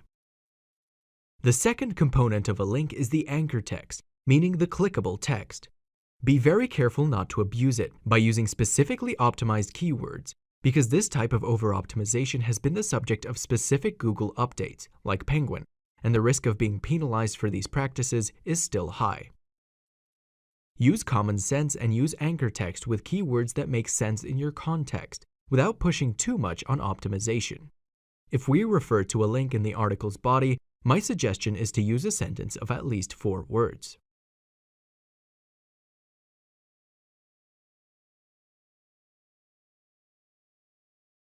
Sitemap. Is it really fundamental? First, you need to understand that the sitemap is simply the list of URLs for a site. There are various types of sitemaps, and the most commonly used are the following. HTML sitemap. This is a page designed for the human visitor, and it shows a list of links with hierarchies aimed to help the navigator to browse the website. It is often linked in the footer of all pages and helps browsing the website, but is not strictly necessary. XML sitemap. XML is a meta-language that has become famous due to the electronic billing used in Italy. Regarding the sitemap, it allows you to assign a series of attributes to the URLs within a list. It is not mandatory, but it can lead to considerable advantages, which we will also see shortly further on. The primary function of an XML sitemap is to let search engines know how many contents are present on the website by providing info on their location. All of this information is contained in a .xml file that speeds up the crawling process and consequently the indexing of the entire website. Although it is not necessary, I definitely advise my clients to have an XML sitemap in some specific cases. E-commerce websites or portals with a high number of pages, blogs which are frequently updated with new articles, and websites with many internal links. If you do not have a sitemap, your site will still be indexed and will not suffer many SEO penalties, but it may take a lot longer to be indexed and some pages may remain hidden until the crawler discovers them by itself. Now let's see what are the main tags that, in addition to the header, make up an XML sitemap. Loc, or location, contains the URL address of the content. Last modified. This is optional and indicates the date of the last modification. Changefrec, change frequency. In the past, it showed how often to visit a web page, but it is now a disregarded tag. Priority. On a scale of 0.0 to 1 in the past, the priority indicated the importance of a current page compared to the other web pages. Remember that the file must be limited to a maximum of 50,000 URLs for 50 megabytes in size. You can also use gzip compression in order to reduce its weight, and you can split the file into various XML sitemaps in case your website has a very high number of pages. In this case, I usually organized a sitemap-index.xml, which contains sub-sitemaps, even if other SEO specialists directly create multiple indexes, such as sitemap-index2.xml. There are several free WordPress plugins for generating this type of file, such as Yoast's SEO. Every CMS, content management system, has a more or less free solution to do it, but the important thing is to use dynamic generations in such a way that with each new content insertion, the sitemap is updated automatically. Don't forget to send the XML sitemap to your Google Search Console account, otherwise it will not be used. Some experts advise to insert the address in the robots.txt file, but in my opinion, doing so ends up giving important data to the competitors on the structure of your website, so I strongly advise against it. At this point, you are probably wondering, do I have to insert all the web pages in the sitemap, or do I have to select some of them? There are some contents that are not important or that should not even be reported to Google. You should avoid including within a sitemap any of the following: URLs with duplicate content, URLs containing parameters, URLs with redirects, URLs blocked by robots.txt or meta no index, URLs with 404 or 503 errors. Contrary to what some people think, it does not mean that these contents will never be indexed, because Google might discover them from external backlinks and may decide to include them in its own index.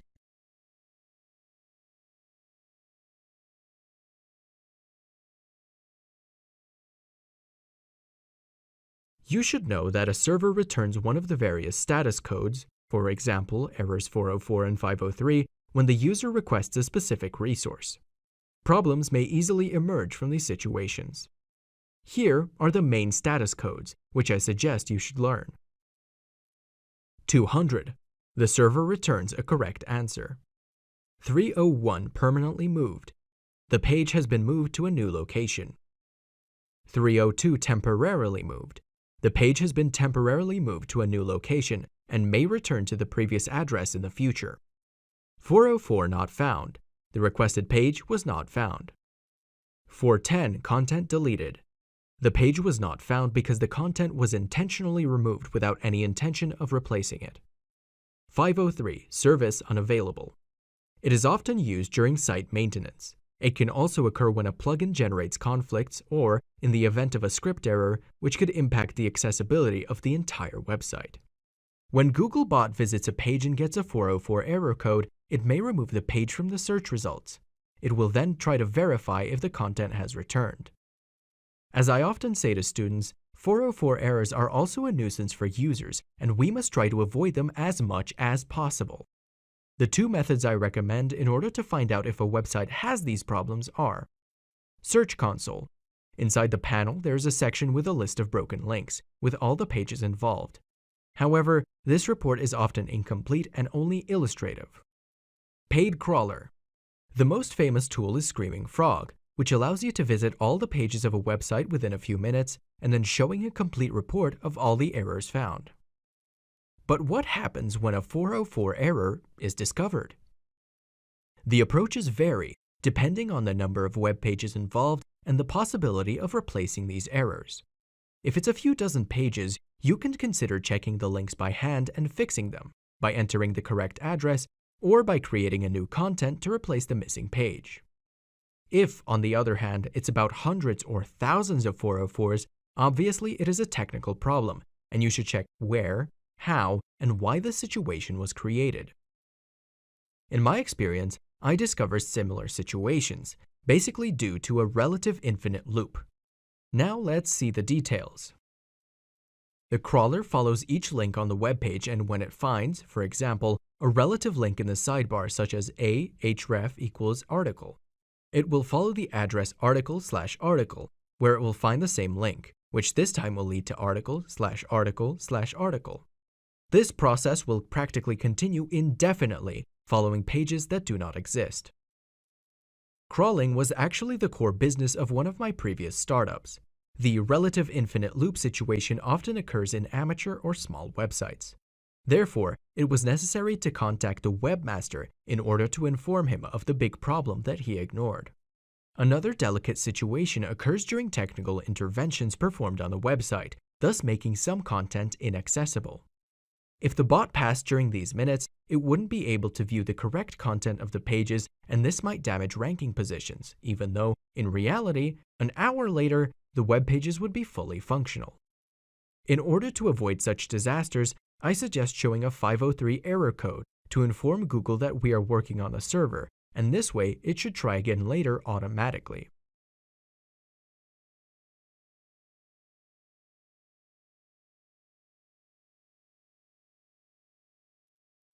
We're starting to understand the terminology. The URL, Uniform Resource Locator, is the address of an internet resource, and it is composed of some fundamental parts that are not always present all at the same time. Protocol, for example, HTTPS. Host or domain, for example, getseofix.com.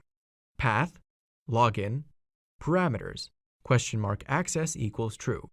Talking about SEO, the web page address is one of the first things the user notes when he is about to choose which result to click on a Google web page. Therefore, the choice of the URL will affect the click-through rate, CTR, and consequently the number of visitors that the website will have. At the structure level, as mentioned in the previous chapters, I am a fan of siloing, and therefore I often like to insert the keyword of categories also in the URL. For example, I would use .com/food-pregnancy/recipes instead of .com/recipes. This approach makes sense for an e-commerce with various products, or for a blog, which deals with some very specific topics. But if you have a news website, the situation can change. For example, working on Google News, you probably know already that most traffic comes from recent news, and it is important to highlight the date. Precisely for this reason, many newspapers have a structure like this: site.com/2020/04/21/title, which is very good for the above-mentioned purposes. Applying the same scheme to a blog or to an e-commerce would be counterproductive instead. Another structure that I have used a lot in the past is the short URL. By omitting the categories, I went directly to the article, for example, site.com/title, but I preserved the organization in categories through the breadcrumbs directly in the HTML code. Having seen some various structures, I would like to give you some hints and suggestions for a quick URL optimization. Relevant keyword. If it is not in the domain, at least put it in the web page by using dashes, the dash, not the underscore, instead of spaces. Avoid stop words or articles and conjunctions in order to reduce the length. For example, I prefer to use .com/monitor-site instead of .com/monitor-the-site. Length. The user does not like to read a very long URL, and this is why we prefer short domains. Consider also that Google truncates the URL after 512 pixels by inserting dots. Parameters. I have always hated parameters, and I prefer to use the mod rewrite, which is an Apache module for URL rewriting. As an example, instead of .com/?p=pregnancy, it is preferable to use .com/pregnancy. Absolute links.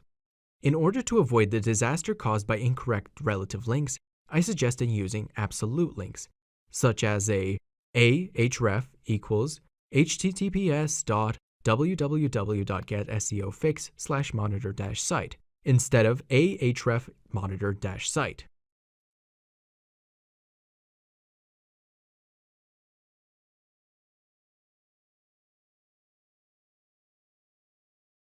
Up until 2010, there was very little to say about mobile, but with the advent of social networks, the use of portable devices such as smartphones and tablets has certainly spread widely.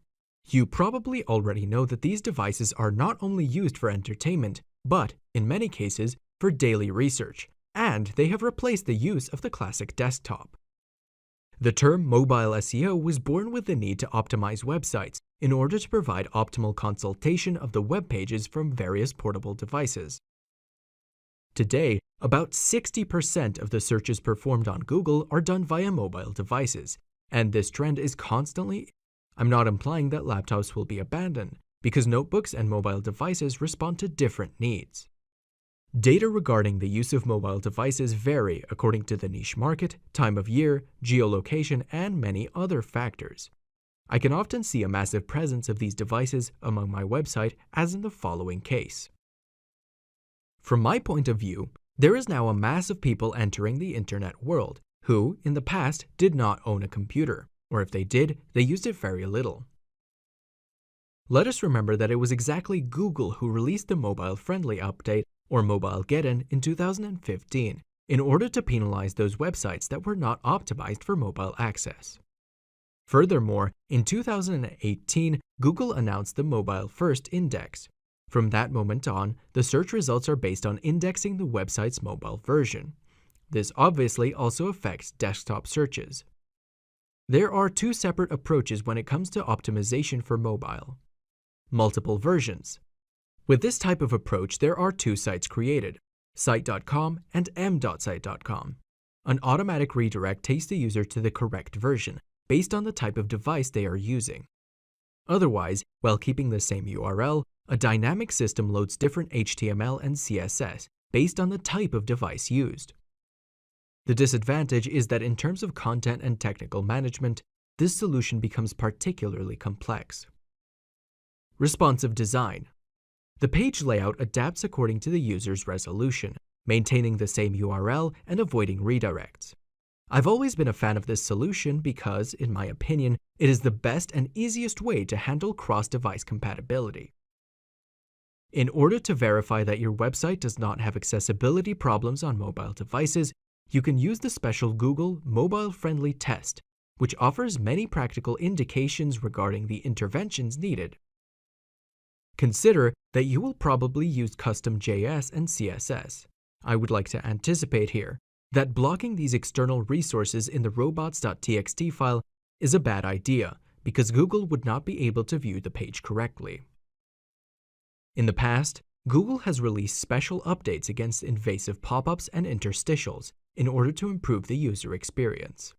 I also advise you to avoid them on mobile devices because the user will definitely be annoyed by their presence on such a small device, not to mention the potential SEO penalties.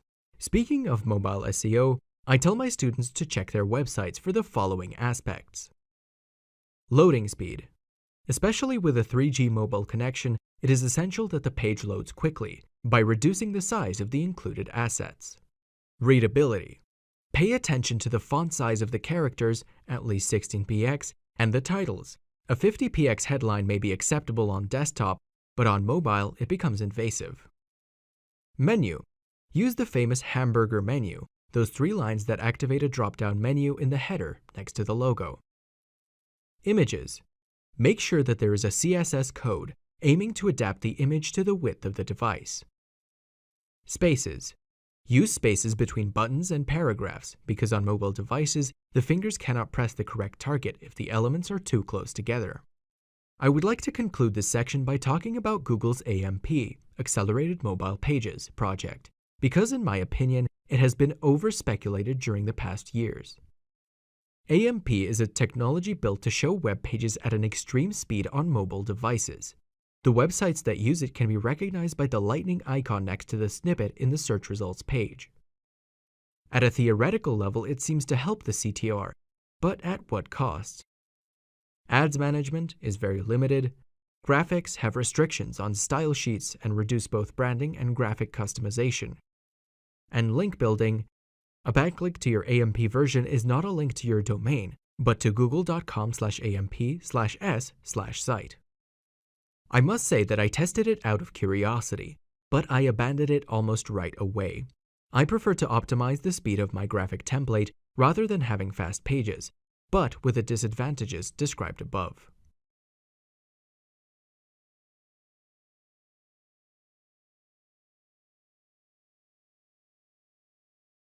Don't get me wrong, because I hate trivializing. But in this section, I would just like to give you some fundamental indications on doing SEO for the main platforms, given the fact that for an in-depth discussion, each suggestion alone would probably deserve an entire book. For e-commerce platforms, one of the most used scripts is certainly Magneto, and, although it requires a minimum configuration in order to improve its indexability, it is probably the most friendly among the free solutions. Let's see what we need to pay attention to for SEO purposes. Duplicate content. Speaking of online stores, it is normal to have hundreds, if not thousands, of product pages. Therefore, the risk of having duplicate content is considerable. That's why it is a good practice to activate the option Canonical Link Meta Tags for categories and products in order to assign a single official version to each web page. This avoids the generation of duplicate content and consequent potential penalties due to sorting filters, irrelevant variants, or pagination. Sitemap. For an e-commerce website with many pages, the other fundamental point is the use of a dynamically generated sitemap through a special extension, such as Dynamic HTML Sitemap for Magneto 2, for example. URL. Another good thing to do is to have an SEO-friendly URL by activating the Use Web Server Rewrites option in the configuration section. Title and description. In order to rank each individual product or category, you will have to manually enter unique text in the catalog section for each item. The same applies to image files, which should contain a relevant name. For example, sunglassescartier.jpg instead of image-7364.jpg. From the panel, you should also assign a relevant alternative text tag, such as brand KG sunglasses. Speed. Having fast pages will not only influence the number of visitors who see your products, but will also allow you to improve the sales conversion and will certainly offer a more positive user experience. My first recommendation in order to achieve this goal is to activate the cache management option, and the second is to merge the CSS and JS files in the panel Configuration, Developers. These are quite delicate practices, and it is mandatory to check that they don't cause conflicts or problems inside the website. On the other hand, if we talk about blogs, the most used platform is surely WordPress, and there are a myriad of optimizations for the CMS, Content Management System. Let's see the most useful ones. URL. The structure of the permalinks should usually be changed from .com/p=313 to .com/article-title by entering /%postname%/ in settings permalinks. Or, if you want to use a siloing structure, you will need to use /%category%/%postname%/. SEO plugin. I suggest installing Yoast SEO because it allows you to auto-generate an updated sitemap and to define the title tags and meta descriptions for each post in an extremely simple manner. Cache. I've been using Comet Cache, Zencache, for years because it is a relatively light but effective plugin in order to serve the user a previously saved version of the content without having to make database queries all the time to serve the same page. Content Index. By using the TOC, Table of Contents, at the beginning of an article, the user can benefit from a quick preview of the content. Furthermore, Google may already include links to the internal sections of the web page in the search results, thus increasing the visibility of your contents in the SERP compared to the web pages of your competitors. You can achieve this by using a free plugin like Table of Contents Plus. Rich snippets. If you propose product reviews, publish recipes, or have content that can be represented with a schema.org microdata, then you should use a plugin, such as WP Product Review, to get rich snippets in Google results, increasing the visibility of your page. Publication dates. If your site benefits from the time, for example financial news, then it is optimal to show the date in the snippet. On the contrary, if you propose evergreen content, which you will never update, it could be counterproductive, given that people do not like to read old content, such as, for example, that published 5 years ago. To show or hide the date, you can use the Date in Snippet Preview option in the Content Types tab of Yoast SEO. Heavy plugins. Avoid having 20 or 30 plugins activated because they slow down the website without providing other benefits, and you probably don't even need them. You can find out what they are by using the Query Monitor plugin, which shows you how long the queries on the database take in order to identify bottlenecks. Another useful tip is avoid having all plugins loaded on all pages. For example, it makes no sense for the user to download the style sheets or JS dependencies of an email sending plugin if this form is not present on the web page. In order to choose which plugins to disable in specific pages or posts, use the plugin organizer. Drupal and Joomla can also be used for company sites, while for e-commerce there's a strong growth in Shopify and PrestaShop. Let's not forget about the extremely high-performance solutions in terms of loading speed, based on Node.js, like Ghost and Keystone.js. The concepts reported so far apply to all platforms, even those that have been developed recently.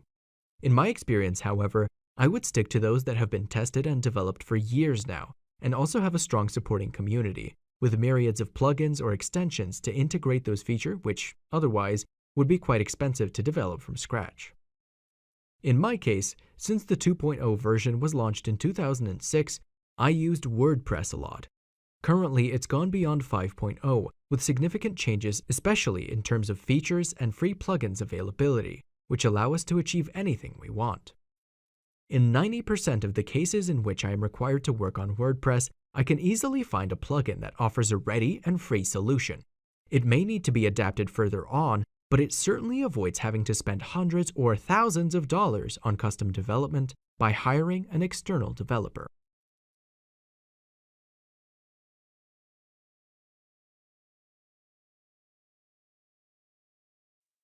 It should be crystal clear that the articles you will publish on the website should not be a mass of keywords, as it happened up to 5 years ago. Today, the articles must provide real help for the user and offer an excellent user experience, especially in a post-rank brain period. After this fundamental premise, you should know that content marketing is perfectly interlinked with SEO. Instead of improvising with each article, the use of an editorial plan is the best possible choice in order to be able to constantly publish excellent quality content. If you decide to organize your content marketing by a real, scheduled calendar, you will have a series of important advantages. Complete in-depth analysis. You won't risk to forget covering any topic because you've already prepared the planning and put everything on the table right from the beginning. ROI evaluation. Writing down costs, time, or money that must be paid to someone would be advisable in order to understand right upfront how much content will have to be produced and to avoid investing too much compared to the expected result. Deadlines overview. In addition to content titles, your calendar should also identify publication dates in order to know exactly what is published and when. You will be able to plan any expansions or other marketing activities, knowing perfectly when you should do it. In terms of marketing, you will need to create content for each user phase, or the customer journey. Awareness. The user realizes that his need can be solved, but does not know yet exactly how. The contents of this phase should be shareable on social networks and inspirational, with infographics or visual elements. Research. The user looks for data and answers to their questions. Preferably, these contents should be guides in order to help the user learn about the subject. Purchase. The user has decided to purchase. You can use your comparison tables showing the differences between your service and the competitor's one. But why all these differences? Do they make any sense? If you have only inspirational articles on your website, but you don't provide either guides or comparison tables, the user probably won't know that you're offering a service. On the other hand, if you only push on the comparisons through Google, you will never attract all the audience that doesn't yet know about the existence of a product to solve their problem. For example, if you created a beautiful comparison between electronic invoicing softwares, you would have very little traffic interested in finding the differences between products and immediately ready to purchase things. If, in addition to the comparative tables, you include articles with legislative in-depth information on the fact that electronic invoicing is mandatory, awareness phase, and guides on how it works, research phase, you would certainly have more visitors, which could progressively be converted into customers. Here are the steps that I generally follow for the construction and implementation of a good editorial plan. Brainstorming. Use the keyword generation tools in addition to your personal ideas in order to create a list of potential topics. Organization. In a blog, for example, you can define 5 to 10 categories and a dozen articles for each. Publishing. You decide how often to publish content. Personally, I opt for 2 to 3 articles a week. Depending on your specific project, you can adjust this frequency to your preference. Distribution. After publishing, you should do a minimum of content promotion by sharing articles on social networks or by sending an email to your newsletter subscribers.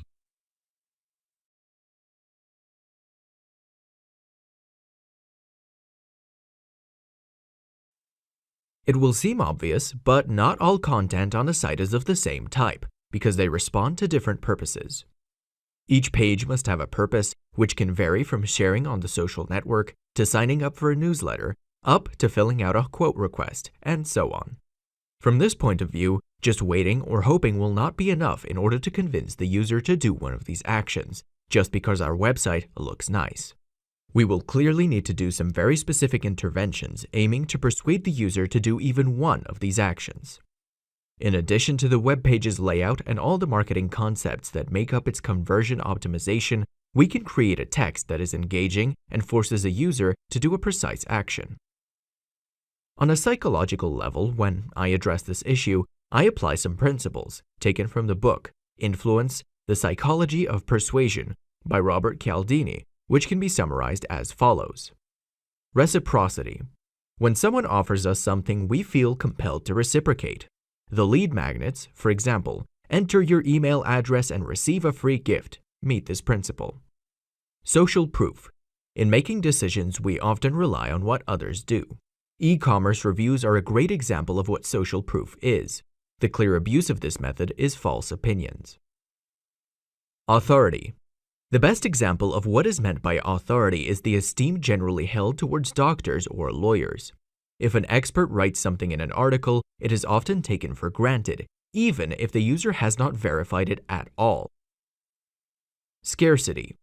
Given the fact that human beings value resources that are few or rare, the example that comes to mind is the e-commerce slogan, "Last 20 pieces" or "20 pieces left."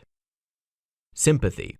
We like to listen and spend time with those who seem nice to us, and that is why we often come back to read the blog of our favorite designer, for example.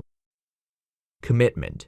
It is the classic example of the so-called upsell, when we have already purchased a product and we immediately get another offer to purchase an accessory. These are just a few examples to apply to your website, but creativity is boundless, and you can think of other ways to help you write more persuasive and conversation-oriented texts. It is not difficult to understand that in Google search results, the public's attention immediately goes to the title of each result, and it is precisely for this reason that we should ensure that we distinguish ourselves from all of our competitors in order to attract the greatest number of visitors. If your article is wonderful, but the title is cold or mediocre, you will not succeed, so take a few minutes to think about a good title. An effective headline that attracts attention, stimulates curiosity. How to grow an orchid in 15 minutes a week. Includes the benefit of the product or service. Create an infographic in 3 minutes. Contains a question. How can I walk the dog in crowded places?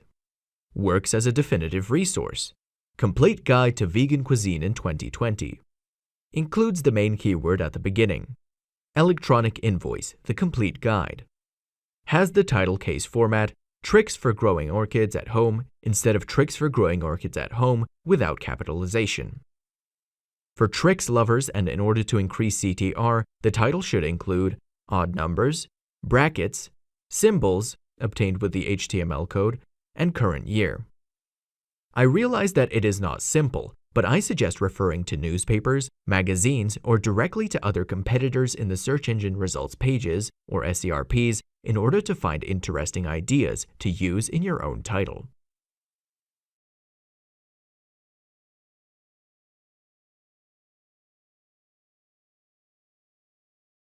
Speaking of writing tools, we think about the classic Microsoft Word, Google Docs, or WordPress editor, but be careful. I often notice formatting errors due to the fact that, by copying a text from Microsoft Word directly into an editor such as WordPress, you could paste different formatted values, such as apostrophes, invisible paragraphs, and other elements that ruin the content layout. In this specific case, I always suggest to check that the paste operation produces a text that is perfectly faithful to the original one. If you find issues, you can use a neutral intermediate editor like Notepad++ in order to remove all the rules formats present in complex software such as MS Word. And now, let's see exactly what I mean by defining an SEO-friendly text structure. A. Keywords. First of all, you will have to search for the main keyword, maybe a medium tail keyword, on which to focus the entire article by using the tools and methods already described in the previous chapters. You should enter the previous keywords that you have identified and strategic positions of the text. In the title, the first paragraph, subtitles like H2 or H3, the URL, avoiding stop words like articles and conjunctions, and the tag title and meta description. Let's be clear about one thing. I'm not saying that you have to do keyword stuffing and over-optimize these elements, but you will simply have to try and make the keywords appear when and if it makes sense in these positions. Maybe not the same one, but variants, synonyms, or LSI keywords. B. Images. At this point, you could insert a particularly relevant image for the article immediately after the title, making sure that it does not take up too much space, especially on mobile devices, because the user would be forced to scroll down the page just to see even the first line of the post. You will be able to insert other images throughout the rest of the article, but pay particular attention to the following elements. Alt text. Enter a description of the image. For example, summer garden orchid. File name. Rename the file with a particularly relevant name. For example, garden-orchid.png. Dimension. Compress the file size in order to speed up the loading of your web page.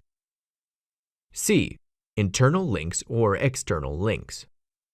The links' value flows through all of the pages of your website and is divided by the number of connection links. If we want to push a few pages, we need to point several links to their URLs. To do this, we have two possibilities. Internal links. Within the text of an article, I insert a hypertext link leading to another relevant article with an anchor text containing one or more topic-related keywords, but without forcing the optimization. External links. Our site cannot cover every topic, and this is why we may need to refer to external sources. In this case, I suggest using a target =_ blank attribute in the link in order to open the external article in a new tab and still keep our site open. And if the resource is really useful and authoritative, we avoid using the rel = nofollow because it would be counterproductive. D. Readability. Consider that nowadays, the user experience has an enormous value within the Google algorithm. We should keep some important tricks in mind. Font.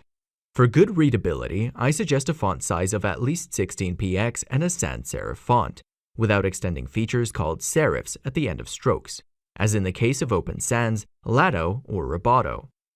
Subtitles. H2, H3, and H4 headlines are important for detaching and separating the various sections of the article and help the visitor with orientation. Spaces. It is important to let the reader breathe between paragraphs, images, or other elements. Paragraphs. The tag p/p encloses the paragraphs, and with CSS rules you can also define which margins to apply, margin:**px, in addition to the vertical distance between lines of text, line-height, :**px, in order to facilitate reading. Try to write a maximum of 2 to 3 lines per paragraph. Colors. It is a good idea to use underlined text or change the color of clickable words, such as the hypertext links. Emphasis. The bold or italics can help you emphasize certain parts of the text, which are considered particularly important. Attention. A text must keep the user's attention, and this is why you will have to either hire copywriters or take the time to learn the art of writing for the World Wide Web. To all these elements, you can add your creativity in order to offer an engaging content for readers, aiming to offer a truly satisfying user experience.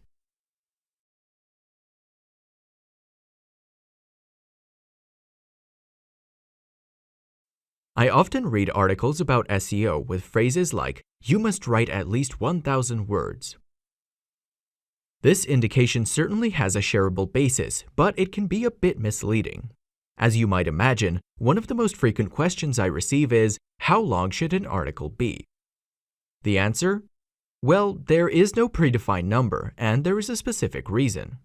If I had, for example, a website where I show the weather forecasts of the various American cities day by day, would it make sense to write 1,000 words for a reader who is simply looking to know, what's the weather like tomorrow in New York?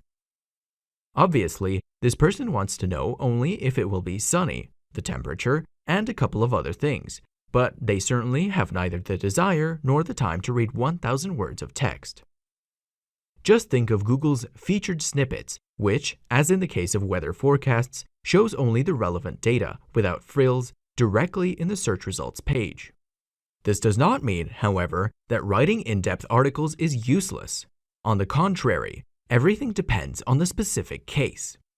If we are writing a guide on a certain topic, obviously the user will need to read a lot of information, and Google will reward the good quality content that will be particularly thorough and useful to the web surfers. If you intend to write content that aims to be a guide, try to make it as complete as possible. You will probably need 1,000, 2,000, or even 3,000 words to exhaust the topic at a satisfactory level. If, instead, it is the answer to a simple question, probably 300 to 500 words will be enough.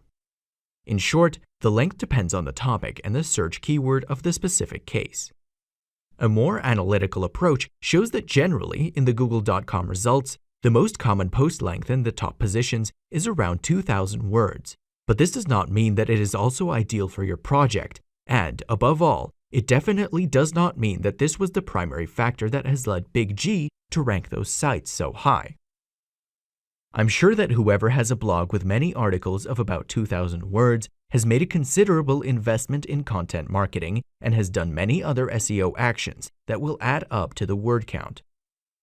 Among my projects, I also have recent sites that, with a few 150-word articles, generate good traffic volumes and with excellent conversion rates. In conclusion, the length of the article certainly affects the algorithm in some way, but in addition to the fact that it must be contextualized on the specific research, remember that the SEO factors are as many as 200. In order to know the length of content in real time, you can use directly the Interface OpenOffice Writer functionality from the Tools and Word Count menu, or using the appropriate tool on getseofix.com/tools.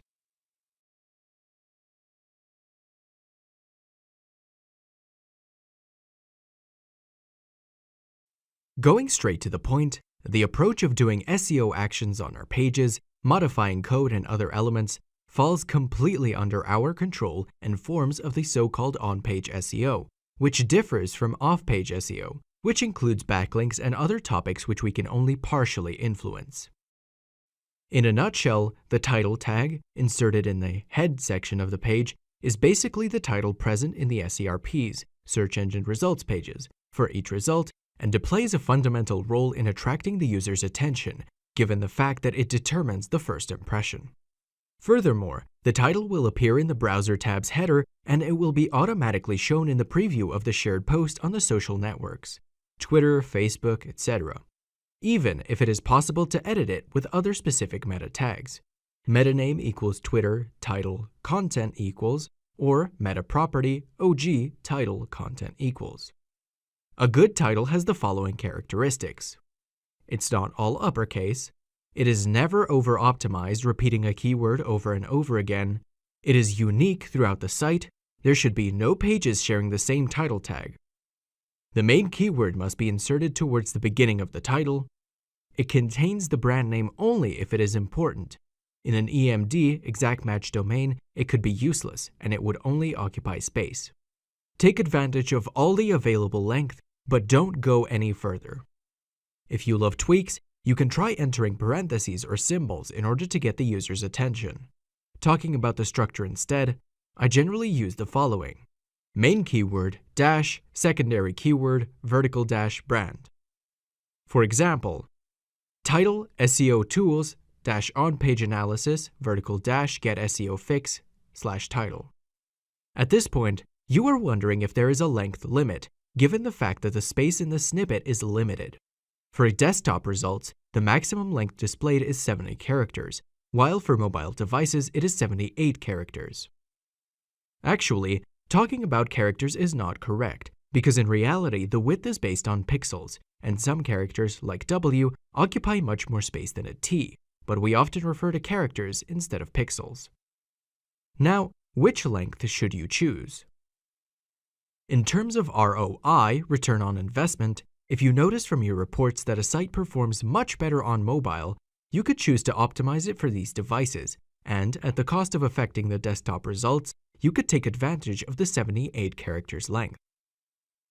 In my opinion, considering that these limits are constantly changing, as it has already happened in the past and as it will probably happen in the future, it makes sense to opt for a middle ground.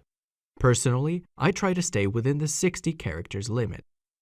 So, is the title tag fundamental? I would say yes, even if sometimes I hear phrases like the following: title tag is useless because Google shows what it wants. Although the title tag should always be used, it may happen that Google decides not to show it and create its own. In my experience, this has happened in some cases of over-optimization of keywords or when the query term was not very relevant with the title text. Meta description.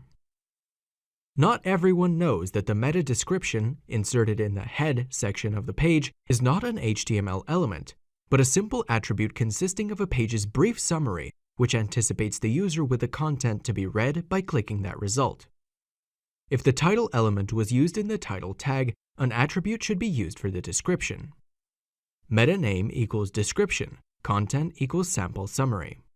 Speaking of length, I generally use 160 characters, even if the limit varies a lot depending on the query term, and it might reach up to 290 characters in some cases. There has always been a strong debate on whether the meta description is an SEO factor or not. But the truth, beyond the Google official negative response, is that this element has an enormous impact in terms of indirect influence, or the user's desire to click on an interesting result or not. Knowing that the user experience is certainly considered by Google, then we can conclude that the meta description is also influential. You will have noticed that when you search for something, the relevant keywords are shown in bold in the meta description of the results, which is why this snippet should be optimized from the SEO perspective, as well as for copywriting. As I have already mentioned within the title tag section, remember the following. It is not binding. In some cases, Google may decide to rewrite meta descriptions by itself in order to make them more relevant to the user. Avoid duplicates. Different pages with the same description can confuse the user. Social networking. It is used in the post's preview. In order to analyze the meta tags easily without having to open the web page's source code, you can use my tool, available on getseofix.com/tools. Header tags. Essentially, the header tags are all those subtitles used in a text for better organizing the topic and making it easier for the reader to understand it without getting lost, especially in posts of 1,000 or more words. The main one is the tag H1. It may be the same or differ from the title tag's text, even if its function is to identify the web page's title.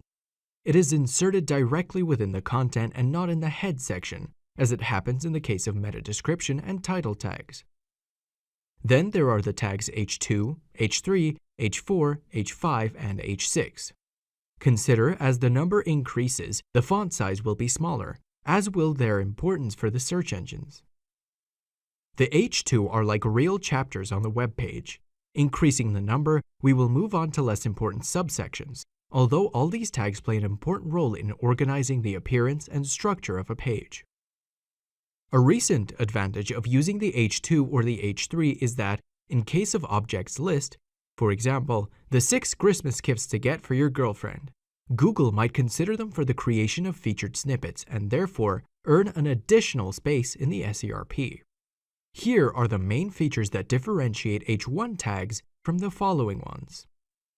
There must be only one H1 tag for each page.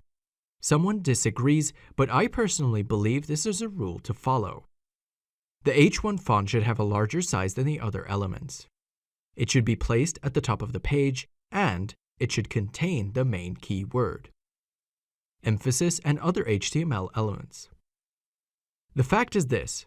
A few years ago, talking about emphasis elements, there were real diatribes about using strong text/strong instead of B text/B, while italics was discussed between M text/M and I text/I. The absurd thing is that both tags show exactly the same result, but the question was whether Google had any preference on it. As early as 2006, Matt Cutts, Google's head of spam search, had clarified that there was no preference, but speculation went ahead, and I think it will also continue in the future. From my point of view, and considering the user experience, choosing one rather than the other changes nothing at all. At a substantial level, I believe it is important to show text fragments in bold or italics, because they help the reader to dwell on important points. The problem is that many people think to over-optimize by using bold text only for the important keywords. The result of this action is particularly artificial, and it could also determine a penalty. Being a sea lover, I enjoy living with a feeling of serenity that I get whenever I am on vacation and I take my mask and flippers and I go swimming near the coast, admiring the marine flora and fauna. In my projects, I always try to put bold on full sentences, or at least on 4 words within the sentence, because I believe that seeing a single word in bold in the middle of a paragraph neither adds any value nor helps with the reading. There are many other elements within the HTML meta-language. For a complete overview, you should know at least the following, because they are widely used in articles of websites. UL, li element 1 / li, li element 2 / li / ul contains a list of elements and aims to form an unordered formatted list. ahref equals www.getseofix.com /anchor text/a. It is used for hypertext links to other web pages of a website or to external sources. The target equals blank attribute will open the new URL in another tab by keeping the current page open. Table. It organizes data within cells with a header. Thanks to JavaScript and CSS, it is also possible to obtain the ordering by columns in real time or create tables in responsive design. Optimized images. Now, let's focus on image optimization. You must know that the famous alt text performs some functions. Visually impaired. If someone could not see a photograph as they are visually impaired, they would definitely appreciate the access to an alternative in order to understand what the image is about. Description. It is required to indicate the keywords and give information on the image's content. Loading. If, for any reason, the image could not be loaded, an alternative text will then be shown to the user. Google Images. Images can provide traffic to your website if they are properly optimized. It is quite easy to fall into the trap of over-optimization for keywords. Let us remember that we only need to provide a precise description by using different keywords within sentences that are readable by humans. We have seen how to optimize the image tag, but there is one last operation we need to do in order to get a really optimized image, the compression. Inserting images in an article can be harmful if we aim to offer an excellent loading speed, but if we make sure that they are properly optimized and do not cause delays, then it should not raise any problems. Here are the two techniques that I generally apply in order to manage the situation. Image file compression. You can do it manually with a WordPress plugin by using a desktop software or with an online tool like TinyPNG. Lazy load. This technique allows to have the image downloaded only when the user has scrolled the content until the image is displayed in the browser and not immediately when the page is loading. You may be wondering if in this situation Google is able to index everything correctly, but if you think about how page rendering works, Big G generally waits a few seconds and then scrolls down to generate all the events that make up the web page.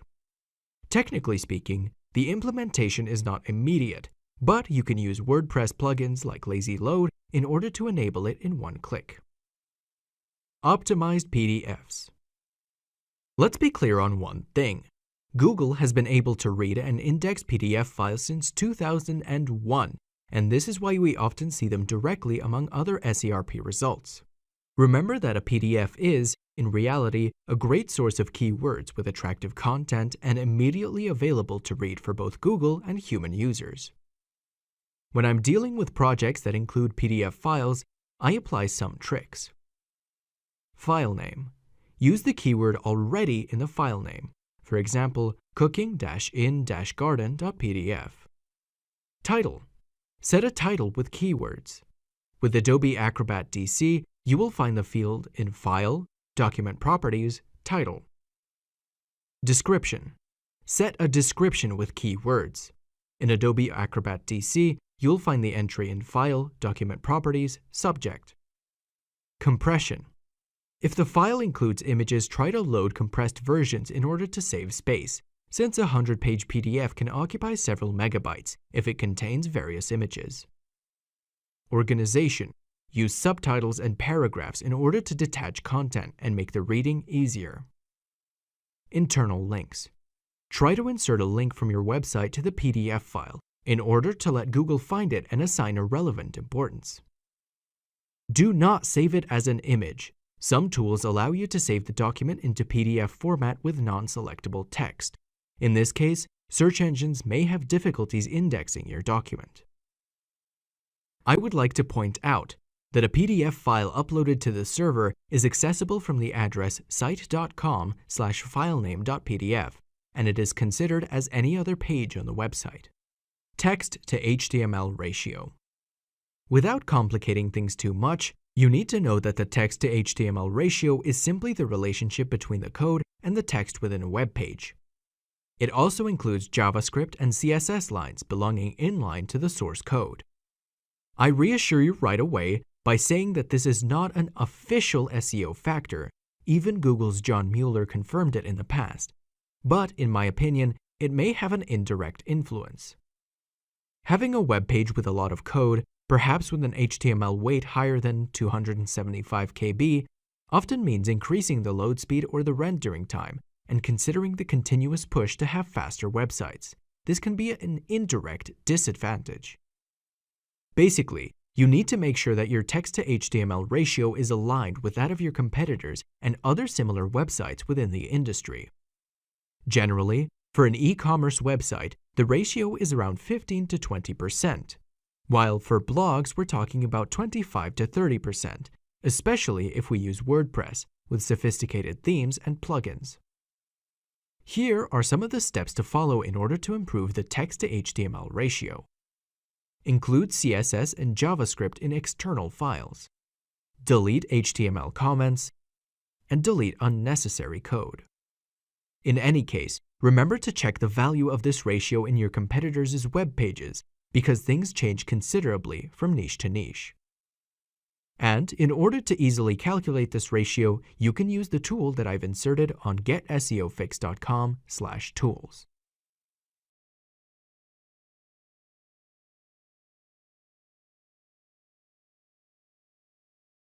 Finally, we have reached one of the most interesting topics, namely the click-through rate, CTR, a metric that indicates the percentage of people who click on a result after seeing it in the SERP. Here is an example of the average CTR from my website in the shopping sector, as reported in the Google Search Console account. Consider that the value will be different for each SERP. If a page appears in the first ranking position, it will be much more visible than on the 7th ranking position result, and consequently, it will have a higher CTR and a particularly high number of visitors compared to the total number of searches.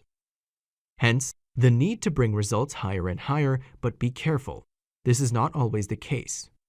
There are situations where a lower result can have a higher CTR than the one above it, because it may have a more attractive copy or it simply seems a more relevant result to the user.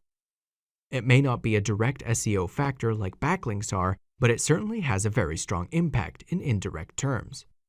In order to understand the importance of CTR, just know that CTR is one of the factors that determine the quality score in pay-per-click campaigns. But how do you improve the CTR in order to have more visitors for your content? Copywriting. As in advertisements, it is important to have a captivating title and description that obtain more attention. Characters. Some special shapes hit more than others. For example, in your title you can use parentheses, odd numbers, or symbols. URL. Include keywords in the URL in order to make it more relevant. Structured data. When possible, show the stars of your reviews based on the microdata, which we will discuss later, because in the SERP, they occupy a lot of space and they are particularly visible. References. If you offer a local service, you can include the current year or the city in order to look like updated content and be relevant to the user. Optimize. Check currently indexed pages and verify the CTR from the appropriate section in your Google Search Console account. Remember that often it is enough to change a few words in the title tag in order to get some very important results. Don't forget that if your website is particularly slow to open up, users might immediately go back in the search results page to visit a competitor's website.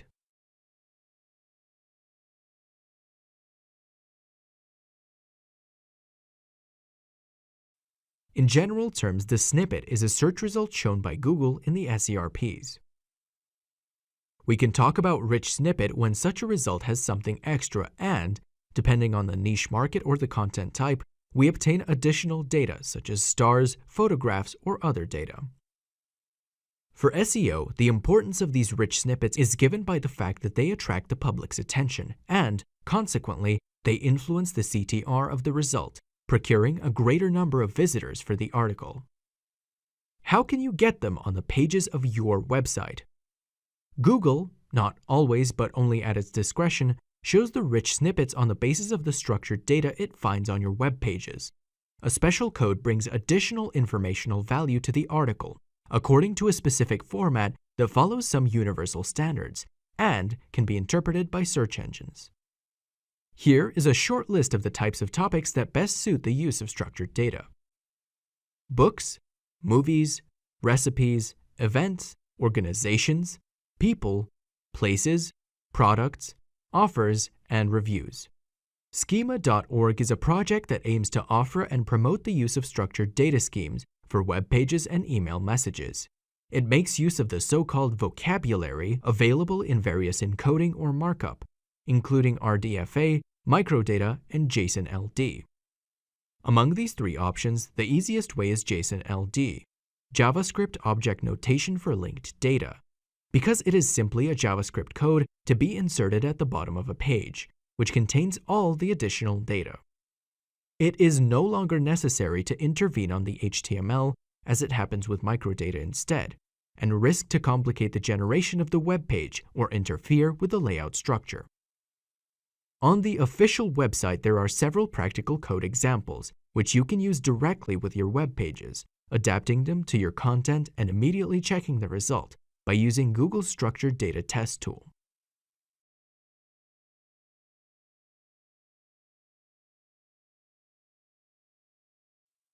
In SEO terms, the crawling phase occurs when the Googlebot accesses a page and analyzes it, while the indexing occurs when a web page appears to be suitable for inclusion in the search engine index.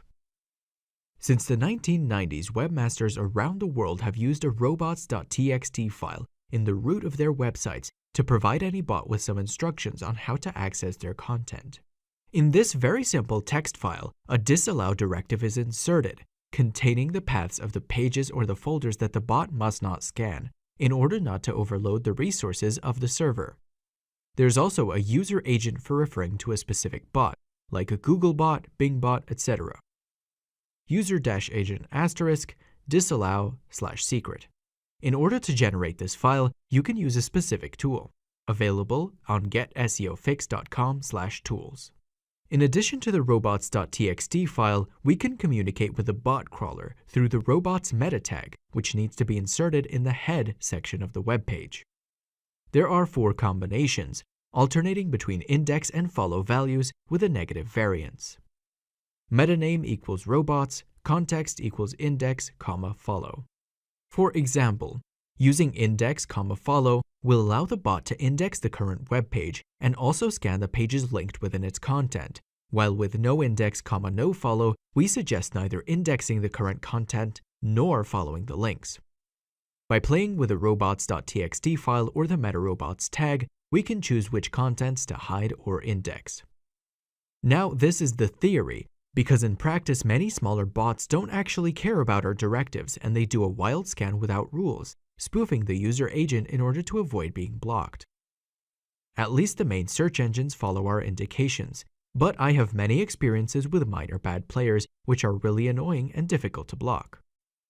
This argument is not a simple technicality, as it may have implications in the daily SEO operations. For example, by blocking a page from the robots.txt file, you will ensure that the content will not be analyzed by Google, which will not even know if there is a meta robots with a no index value. In this particular situation, you have a snippet without having read neither the title tag nor the meta description, because Google couldn't read them, but the result is still visible. Since it was not able to read it, it couldn't read the meta robots in HTML. These results have the classic formula: a description is not available for this results due to the website's robots.txt file, and they are the outcome of incorrect management. A common mistake for WordPress users is the insertion of the /wp-content folder into the robots.txt file, because this will block access for Googlebot to all the CSS or JS dependencies of the plugins and the graphic theme, thus failing to render the page correctly. Another common move is the inclusion of secret or private paths into this file, but in this way we are revealing to a potential hacker exactly where to hit, and this is not safe at all. We should rather use a no-index meta robots tag and a password authentication system. Finally, I remember seeing sites that used the robots.txt file to remove content, thus allowing an almost perpetual indexing because the bot could not access the page to know when it had been removed. In this case, in order to avoid a redirect to a new version of this content, it would have been correct to leave free access to the bots and set a status code of 410 gone, but not a 404 not found, since the resource would never be back available, not even in the future.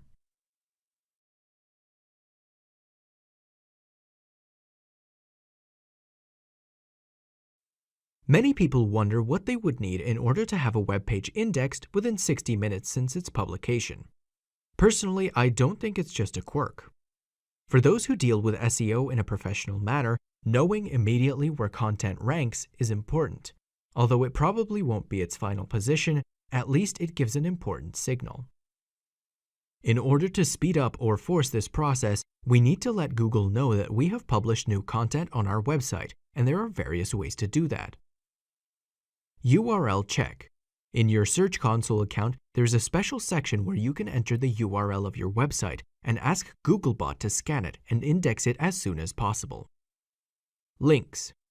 By inserting a hyperlink into the new article, we're actually inviting Google to scan it. In order to facilitate this process, we can use the Latest Articles section in the sidebar or on the home page. The same applies to backlinks from external sites. Sitemap.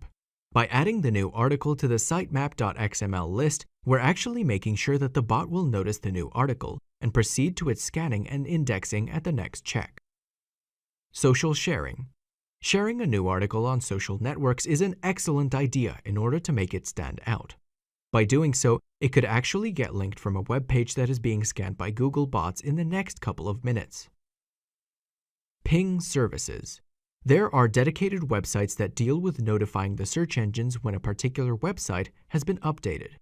I personally assimilate these situations to spam methods, and therefore I do not recommend them.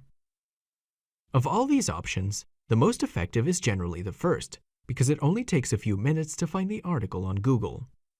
Obviously, I assume that your site is already indexed in Google, but if not, you can use the site operator followed by the domain, for example, site.getseofix.com, and you will be able to see how many and which pages have been indexed so far.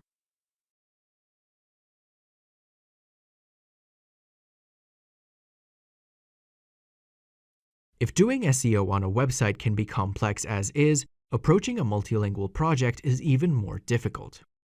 I will now share the main steps that I generally apply when dealing with these situations. I say upfront that this type of SEO project is not suitable for beginners, but I will do my best to explain it as clear as possible. I have always been attracted to multilingual projects because I believe that, from the scalability point of view, cloning a business of one language into another one can bring great advantages without much effort, considering that the markets can also be very different. It should be noted that the process begins with searches for keywords. But if you already have a website, is it enough to just translate it? Well, it's not that simple. First of all, consider that each language has its own ways and preferences, so a literal translation may be correct, but the public might use query terms with slightly different synonyms or expressions. For example, laptops can be translated into Italian in computer portatile, portatile, or even notebook, but they are completely different keywords. You may find that they have different conversion rates, even if the literal meaning is the same. Then, you should know that for European websites, the question of accent in the volumes evaluation must be considered too. For Italy, the estimated traffic costs for costi pedalo with an accent may differ from costi pedalo and costi pedalo without accents. They are different in form and grammatically incorrect, but people can use them in a web search, and this is the only thing that counts from an SEO perspective, although Google is able to understand that they are exactly the same thing. Having defined the keyword research topic, let's now check how the website should be structured. My students think about particular architectures with creativity, but personally, I reduce everything to 3 options. Separate domains. Use a national domain for each language. For example, site.it, site.fr, and site.de. Subdomains. Use a subdomain of the main.com domain for each language. For example, it.site.com, de.site.com, fr.site.com. Subfolders. Use a subfolder of the main.com domain for each language. For example, website.com/it, website.com/de, website.com/fr. I remind you that a penalty, but also a strong SEO boost, in cases 1 and 2 will be limited respectively to the separate domain and to the subdomain, while in case 3, it will extend to all subfolders and therefore to the entire project. Beyond any technical implementation difficulties, if the domain is a .com and it is your brand, then I do not recommend using national domains to disperse your strength, but I suggest solution 2 or 3. If instead you use an EMD, exact match domain, then with solution 1, you will be able to translate the domain name and use national extensions to have a competitive advantage. In my projects, I always assign each language version to a particular server with a geolocalized IP address. For example, a Finnish site will have an IP located in Finland, while a German project will have an IP in Germany, and so on. I report below on the performance of a Spanish website of mine with an .es extension and a geolocalized IP in Spain. Let's move on to the contents. Who should I hire for the translation of my website into another language? I do not even consider automatic translation of Google Translate or other automatic services, because in addition to providing a bad user experience, they can lead to syntax or grammar errors.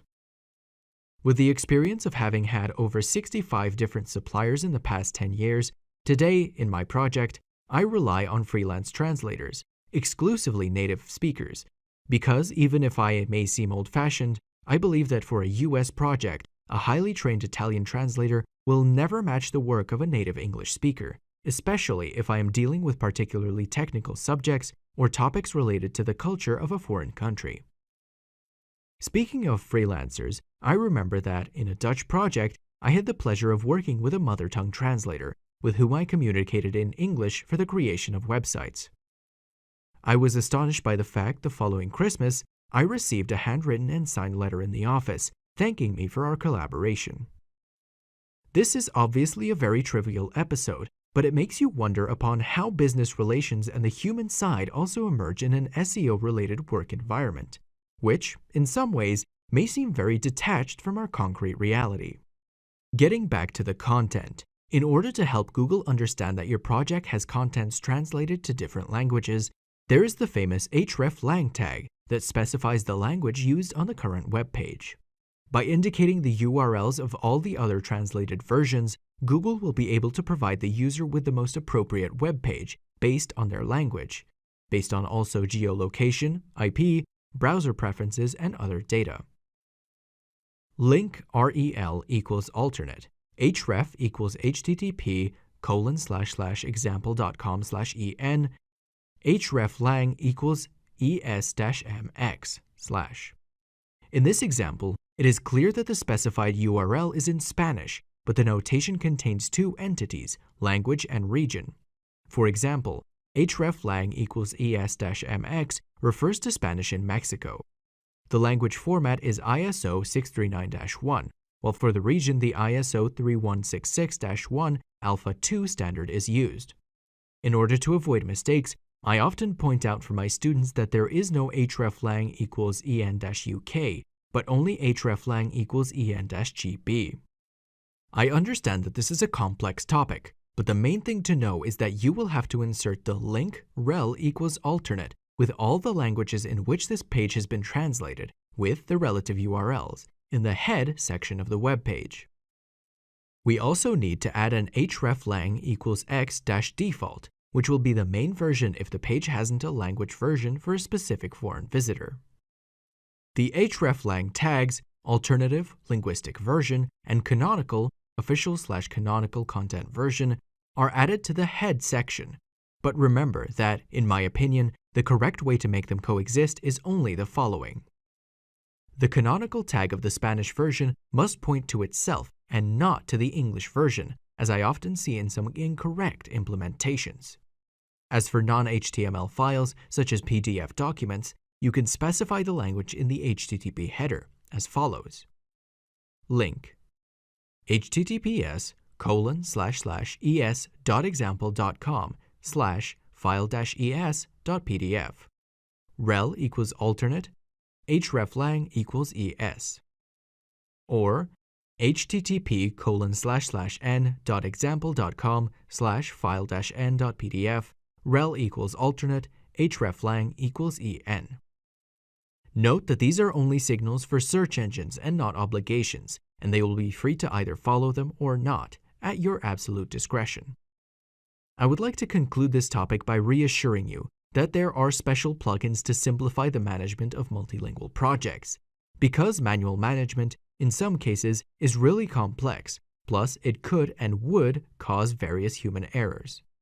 Just to give an overall example, consider that in WordPress there are various solutions, but WPML is probably the most frequently used, because it not only allows the management of SEO aspects, but also of operational ones.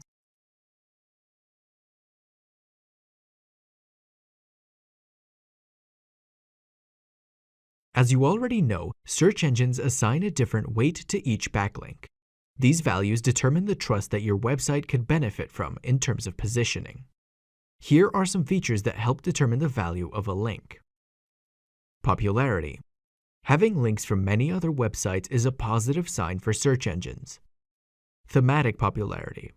This refers only to links coming from websites or web pages that deal with similar topics. For example, a bag website would have weightful links from clothing e-commerce websites, but not from a newspaper's website, for example. Anchor text. The visible text of the link may contain one or more thematic keywords. Although in the past it has been an abused technique, obtaining backlinks with relevant anchor text is still very important today. After the Penguin update, it is recommended to also have backlinks with click here, visit the site, brand name in order to have an even more natural profile. Link neighborhood. If a website has links towards spam websites, then inserts a link to your website, it will not have a particularly positive impact. Social signals. Shares on social networks do not have a strong weight like thematic blog links, but they are taken into consideration by the search engines. Position. A clearly visible link at the top of the page will have a higher impact than a link in the footer. Link velocity. If your new website gets 100 daily backlinks for a week and then nothing for 6 months, there's something wrong. You should try to constantly insert links over time. Link diversity. Having backlinks only from forums or just from blogs is not very natural.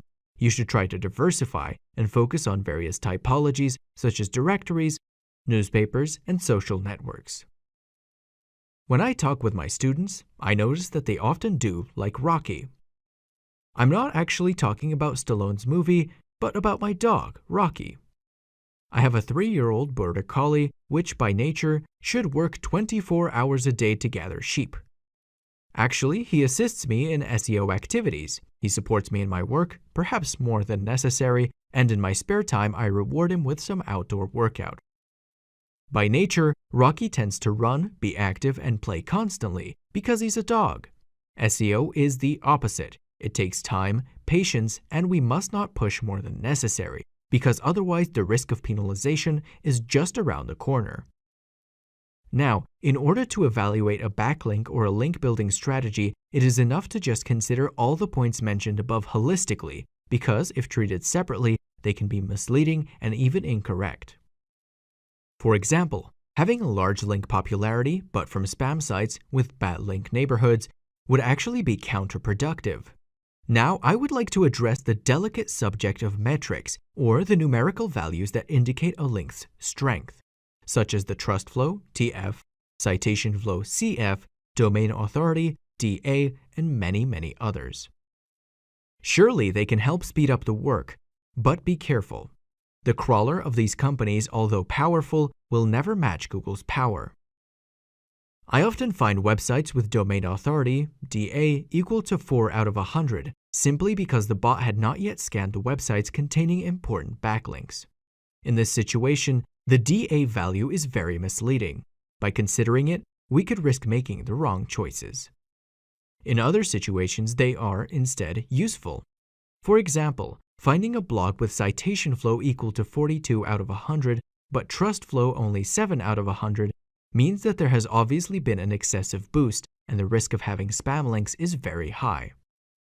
We remind you that because of the robots.txt file, we can also block these companies' crawlers access by supplying false and incomplete data in such a way that we can be underestimated by competitors who try to study our metrics. In my opinion, the best solution is to consider various metrics in order to draw a personal conclusion based on experience, because, as we have seen, basing decisions exclusively on these numbers can be misleading. We're now stepping into the hot topic of natural links, but let me explain what natural links really are, because, reading the various blogs, it looks to be a philosophy of life instead of just a concept. A link is said to be natural when it is obtained without direct intervention through the various link-building practices performed by the SEO professionals. Basically, it is obtained in a natural or automatic way, and this is the reason why these links are the most difficult to obtain and remove.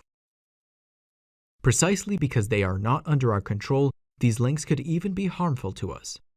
Generally, natural links are recognizable because they do not appear on sponsored or paid pages, and they have no tracking parameters, for example, UTM. In theory, these are the only links taken into consideration by Google within its algorithm, and they weigh a lot in determining the ranking and position of each website. From my experience, I fully agree that getting these links is the most effective way to push a website to the top of the search results, but unfortunately, it's not always possible. I don't love rhetorical speeches, so I would like to explain the concept for you with some practical examples. How many urban construction blogs exist at this moment in Italy? I didn't do any research, but probably about 5, I guess. How likely is it that one of these websites notices your article on roof damage after a storm? Probably none. You will be more likely to receive a link from a local newspaper than from them. On the contrary, if you deal with social media marketing strategies, you should know that there are hundreds of blogs on the subject in Italy. It will not be too difficult to get noticed and to get a link if your article is really useful. What I'm trying to say is that in many niche markets, especially in Italy, there aren't enough websites or enough bloggers that could notice your article and decide to insert a link onto their web page. For this reason, in some cases, attracting natural links is certainly impossible, where in others it can happen by chance. But in others yet again, it is extremely difficult, and therefore you should be realistic and not even hope for it. After this brief introduction of them, I would like to remind you that natural links are not necessarily good. In fact, in many cases, they come from real spam sites, which can damage your website. In these situations, you can notice it through a manual analysis of your backlinks profile. The full list of backlinks can be found directly within your Google Search Console account. At this point, you should kindly contact the webmaster of these websites in order to request the removal of the link. But if they don't do so, you won't be able to do anything about it, except for the extreme ratio, in the most serious cases, of using the famous disavow tool for telling Google not to consider specific backlinks. But we'll discuss that in a specific chapter. To conclude this chapter, I would like to define outreach as the activity of getting in touch with another webmaster or manager of the target website in order to get backlinks. In addition to guest blogging, I also use the outreach in order to get interesting backlinks, by notifying, for example, the webmaster of having broken links or offering a supplementary resource to his text, plus other more advanced practices, which I explain to my students on getseofix.com/get-backlinks.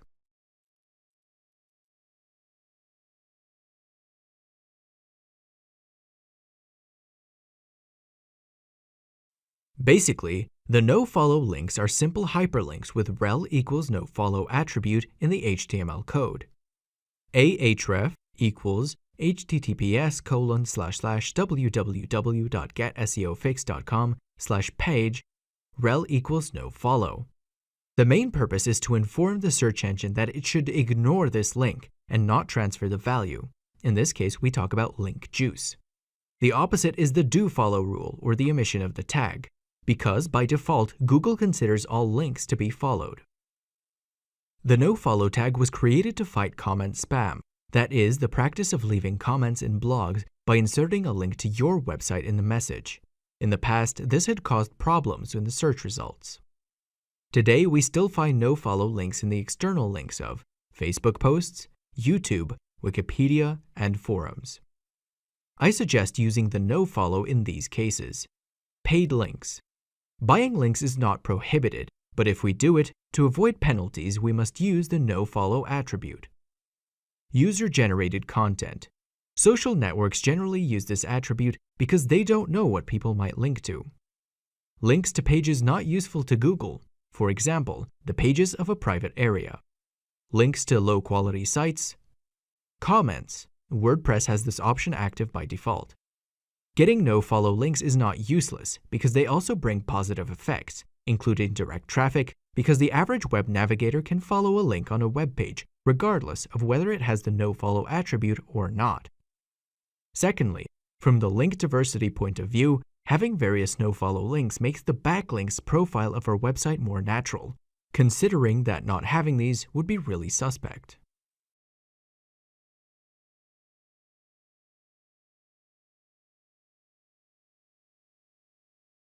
Looking back at 2007, it seemed that most of the SEO activities were reduced to submitting websites to the so-called web directories. Such were real services offered by freelancers, such as submit website to 50 directories in 24 hours, or things like that. A web directory is a portal organized into a large number of categories, where the article or the content is actually made of other websites' reviews. The idea of these portals was to offer the visitor a list of websites that dealt with the same topic. It was really useful at the beginning of the internet when search engines were not so commonly used. Things have changed a little bit today, but let's see exactly what happened. Many of these websites, unfortunately, have been targeted by spammers, with thousands of requests for automatic insertion, and webmasters have had a hard time discriminating legitimate websites from low-quality ones. Precisely for this reason, you can see long queues, with waiting times that can even reach 30 to 60 days. This data discourages those who want to submit their website, so they can easily decide to go elsewhere. On the other hand, web directories, famous in the past, have turned into a bunch of spam websites, expired or for adults. By deciding to add your website to these portals, you should especially consider the link neighborhood issue. But then, does it make sense to use directories? If we think about a new website without backlinks, which needs link diversity, then I would say yes. If instead, we talk about a website already affirmed in competitive ranking positions, then I would advise against adding such links, unless a careful research is done in order to find true, good quality web directories. In my opinion, there are still some directories that are worth the wait, but they are actually very far and few, and often they get closed. Precisely for this reason, I have created a list of these free portals and whose list I keep updated on www.getseofix.com/directory-list. If you have never submitted your website to web directories, try to do it on 20 to 50 directories at the most, and use different titles and descriptions in order to be original. You will have to choose the most suitable category for your website's theme by looking for the most famous competitors who are already listed in the catalog. Don't be afraid if waiting times range between 30 or 60 days, because in SEO you need to be patient, and getting 30 links in 2 days on a new website could even be harmful.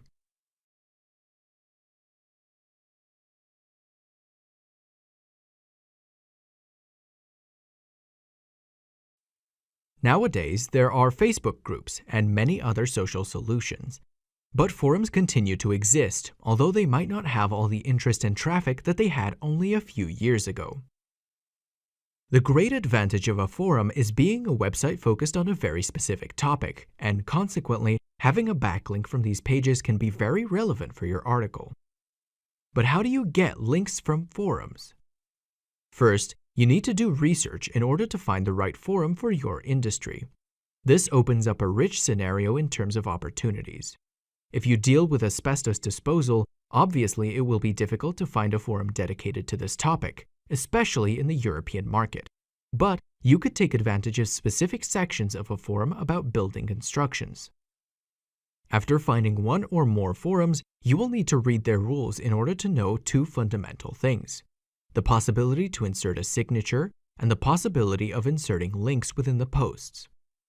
The first one refers to the footer, which appears at the bottom of your every intervention and which you can customize by entering any text or link. The signature is subjected to the forum's rules, and there may be some limitation depending on the number of written replies or other regulations. Remember that the signature appears in all of your interventions and will always be the same, with a site-wide effect that is omnipresent on various pages.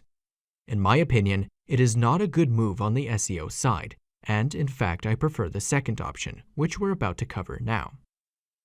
Replying to someone or directly opening a discussion on the topic treated by your website is a great way to be relevant. Some forums allow you to insert links, non-self-promotional, in the text, with a custom anchor text and even with a do-follow attribute, thus providing an even greater SEO advantage. Basically, this is a very effective and simple method, but you might encounter some difficulties in finding the right forum for your niche, with rules compatible with this practice.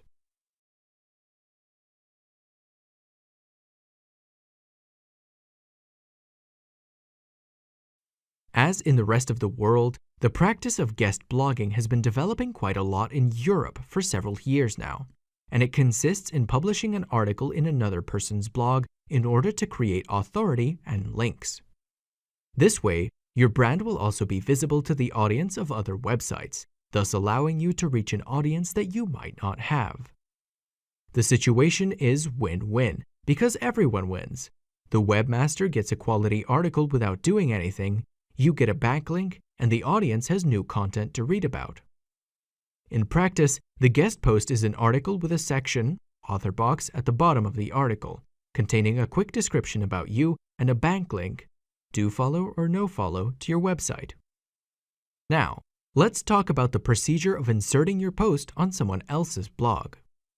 During the initial research phase, you will need to find a list of potential target websites that you'd want to ask permission from in order to insert your article. To get started, in addition to sending a message via the form available on the website, you can contact the website owner directly through their LinkedIn profile or other social networks. Another effective method is the direct search for websites that accept this type of collaboration through the following queries: all in quotes, topic, write for us, topic, guest post, topic, authors, and topic, collaborate. After having compiled a list, you should not contact anyone, but make a very precise selection in terms of thematic relevance first of all. Then check the domain's authority by analyzing, for example, the number of articles, domain age and traffic volumes using Alexa Rank or SEMrush, and some SEO metrics like domain authority and trust flow. In short, the goal is to find out if we'll receive a link from a legitimate quality website or from a spammer that could damage our site. I don't want to discourage you, but you must know that not everyone will accept, and you will have to consider that the real opportunities will be reduced. In a recent campaign of this time, with about 20 European targets, I obtained an approval rate of 70% that I think is excellent. But the variables that come into play are different: market niche, target type, your reputation, content quality, etc. In many sectors, you can consider yourself lucky if you get 15% of approval, especially in Europe, where there aren't many blogs for each market yet, and talking about guest posts, you often receive phrases like, "Why should I do free advertising for you?" But obviously they do not understand the meaning of this collaboration. The most common proposal rejection cases in my experience have been the following. A payment is required in order to proceed, $50 to $300. They do not accept guest posts because of the personal ideas, not enough text quality, topic not in line with the type of audience, no answer at all without any explanation. The second phase has to do with contacting the target website by using specific forms or a simple email. I suggest writing a concise and straightforward message in order to make the interlocutor understand that the proposed article would be of great quality, at least 1,000 words, and unique. You should also include a couple of lines to introduce yourself and wait for the answer within a week. I have inserted the exact text that I use in these messages on getseofix.com/get-backlinks. After the initial answer, if it arrives, you should check how and where your backlink will be inserted, with preference for hypertext links with do-follow attributes. After making an agreement for the collaboration, you should visit the webpage periodically in order to check whether any comments from the public have appeared or not. If so, you will have to respond immediately in order to give the impression of being present and to defend the reputation of your brand, personal or corporate.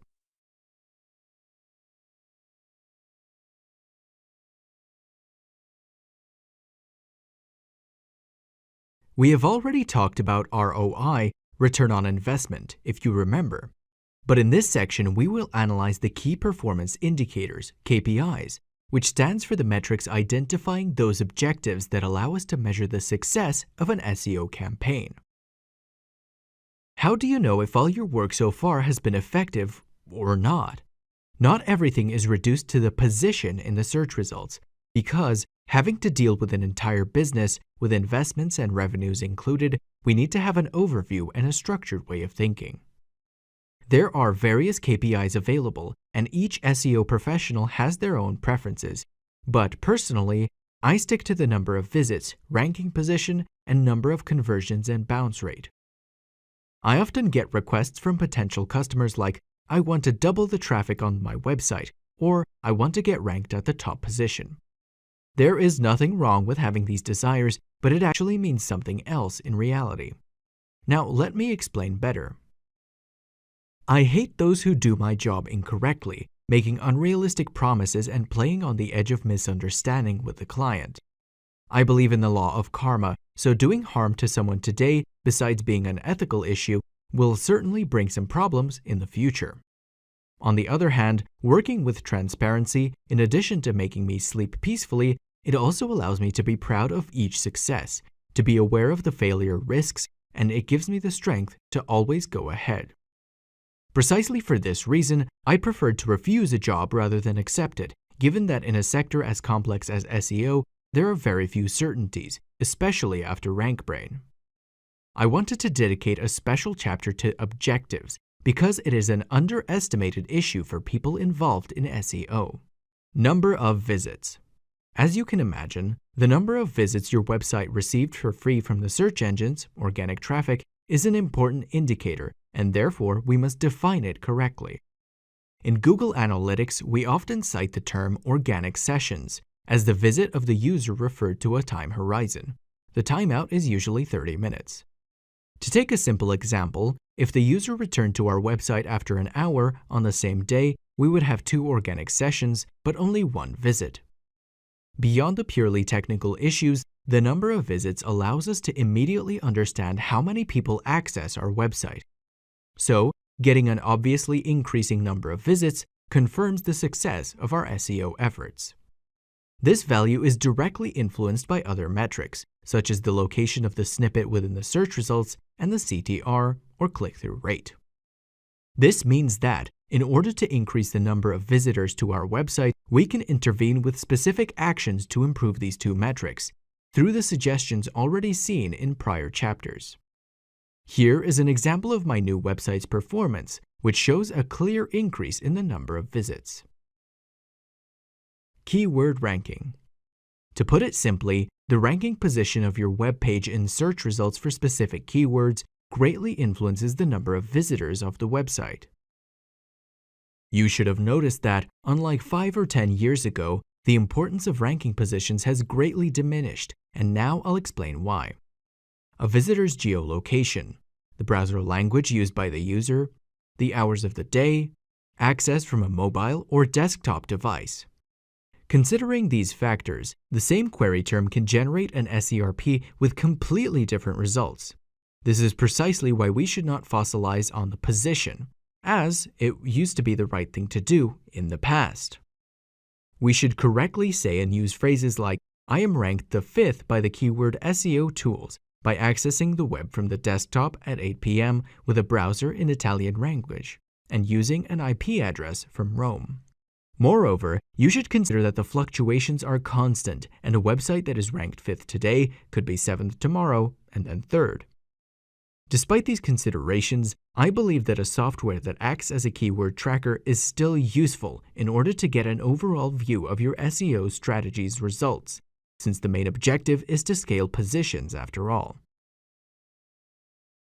Now let me make a joke.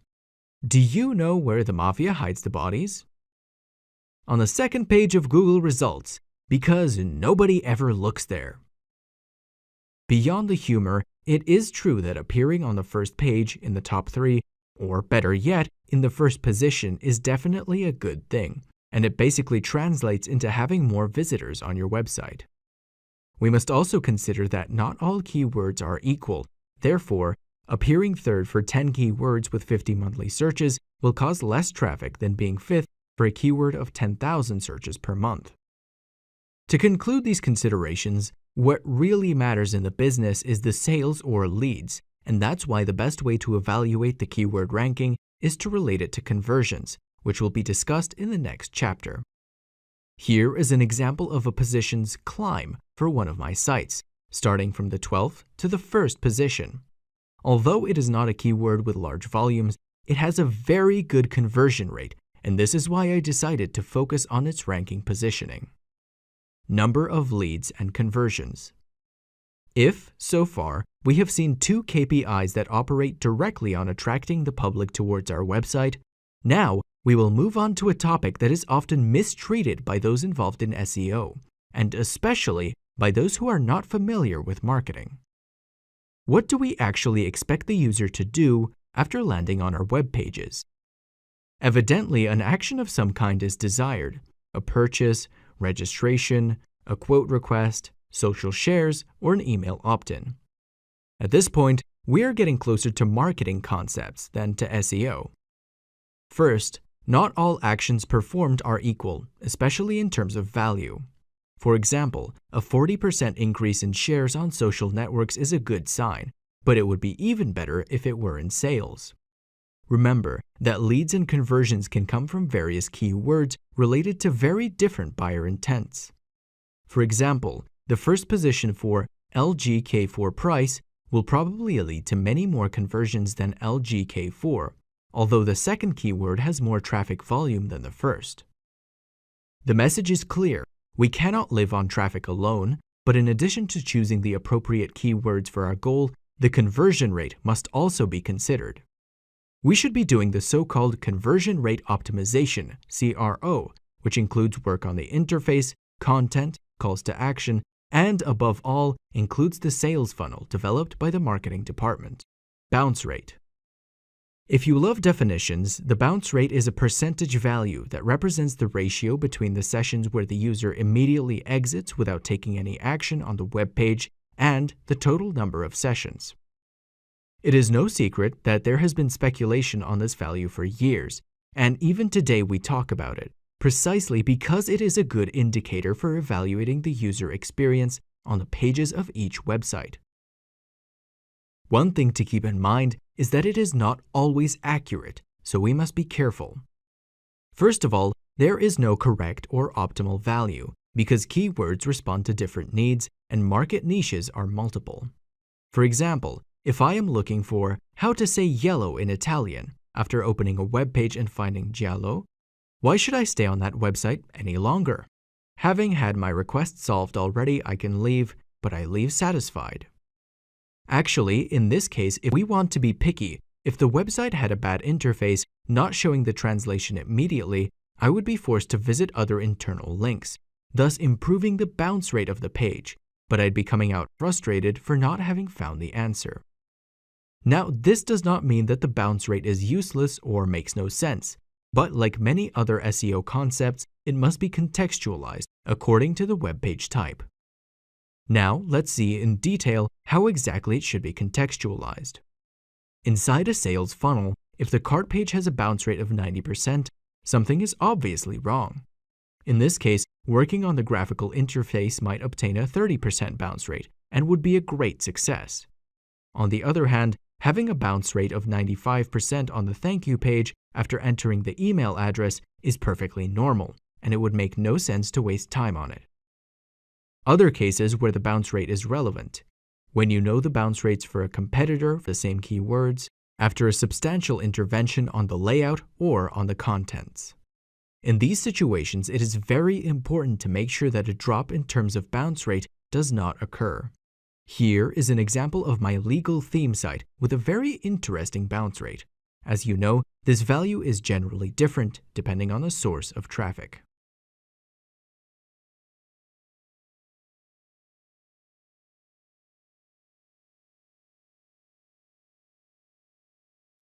My concept is very simple.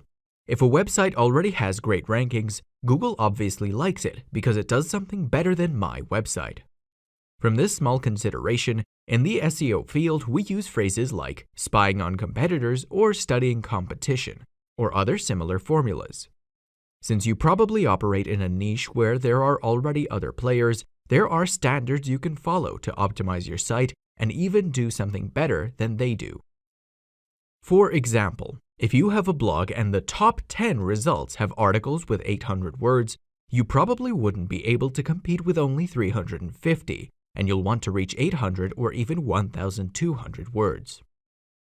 If the top 5 results have 50 backlinks with page authority, or PA, of 50 over 100, obviously you already know that it will be very difficult to overcome them, and you will have to organize yourself accordingly, perhaps with an important and particularly onerous link building strategy. What I want to tell you is that studying what others are already doing can really give you lots of information to help you choose which strategies or individual optimizations you should do on your site. For example, you may find that your title tag is 90 characters long and needs to be corrected by making it shorter, since your best competitor's tag has 65 characters. Instead, you could also check your strengths, such as the fact that your site is much faster to load than others. In short, a comparison of this type gives you a really interesting overview. Page analysis tools. If you followed the best practices to do SEO on your site, are you 100% sure that everything is perfect?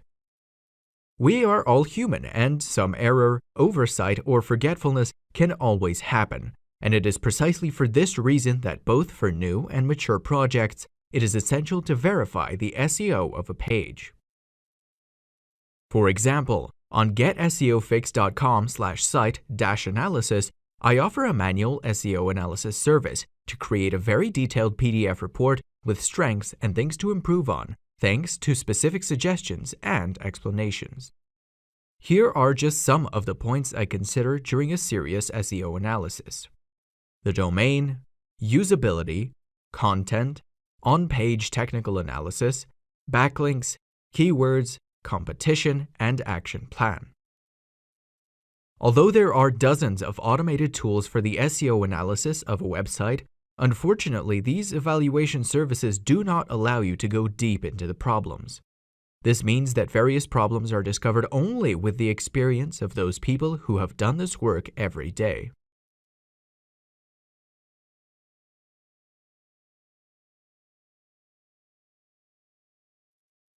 There is great interest in page speed because this feature of the site is directly involved in determining the user experience. Also, in a direct or indirect way, it is seriously taken into account by the Google algorithm. Now, loading speed depends on a myriad of technological factors, but I would still like to give you the set of methods which I generally apply. First of all, what is a good loading speed? Google loves the TTFB, time to first byte, which corresponds to the time required to get the first byte, since the user's browser makes a request to the server. Best practices set this optimal value to a maximum of 0.2 seconds. As you may have noticed, this is a value very different from the total loading time of the page, because it only refers to the responsiveness of the server. Obviously, Google also considers the rest, because that is what is directly involved in the user experience. For a total page loading time, you can use online measurement tools such as Pingdom or GTmetrix, rendering included. In my sites, I tend to stay in the range of 1 to 2 seconds, considering these elements: the server response to show the page, JavaScript dependencies and CSS style sheets, images, favicon, an iframe, for example a YouTube video. Now, let's see in practice what are the most useful tasks to speed up a site, considering that some will be particularly technical while others are for everyone. gzip compression. This reduces the size of HTML and CSS and JavaScript dependencies. To enable it, enter a specific code in the .htaccess file of your hosting. Images. Compress the files with external software like TinyPNG or apply the practice of lazy loading. Minification. Removing spaces, commas, and other useless characters from the style sheets, JavaScript, and HTML help to reduce the size of the data to be transferred. You'll find several free tools or WordPress plugins like WP Fastest Cache. Browser cache. By visiting 10 or 20 pages, the user's browser can download the JS and CSS files locally in order to not have to continually request them from the server. In order to enable this functionality, you will need to enter a specific code in the .htaccess file of your hosting. Server cache. I refer to Varnish, WordPress plugin like Comet Cache, or other server-side solutions to save every page and make it immediately available to the user when it gets requested, without having to continually generate it from scratch. Multiple redirects. I often see some pages with a series of 301 redirects, but you need to know that, in addition to diluting the link juice, they take time, and the sum of all these times can result in a long, unjustified wait for the user. Type of server.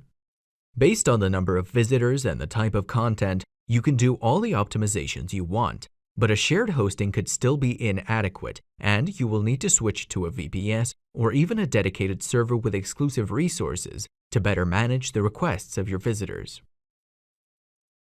Technology. It is evident that using WordPress, Joomla, or other CMS will be much heavier than a pure HTML site in terms of loading time. The architecture choice has a significant impact on response times, regardless of the type of server you have. Updates.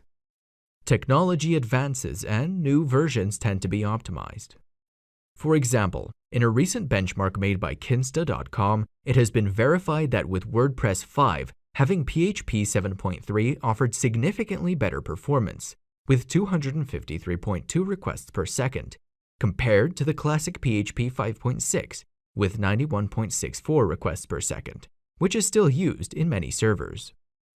Obviously, we need to evaluate the deprecated functions and compatibility of plugins or other scripts, but it is certainly worth considering.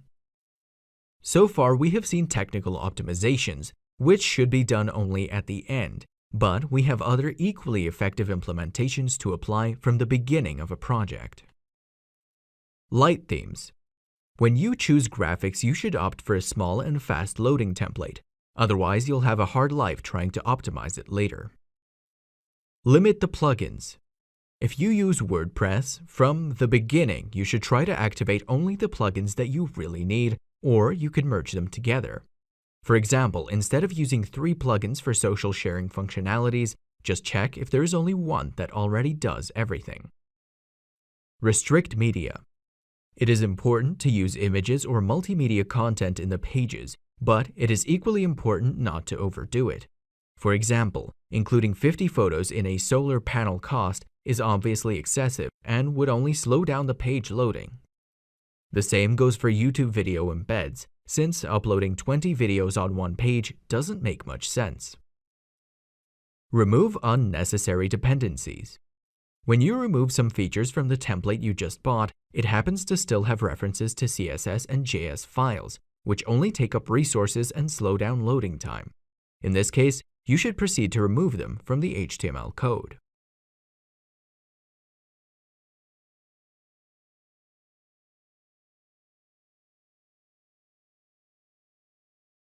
One of the concepts that is rarely discussed in the SEO world is the term crawl budget.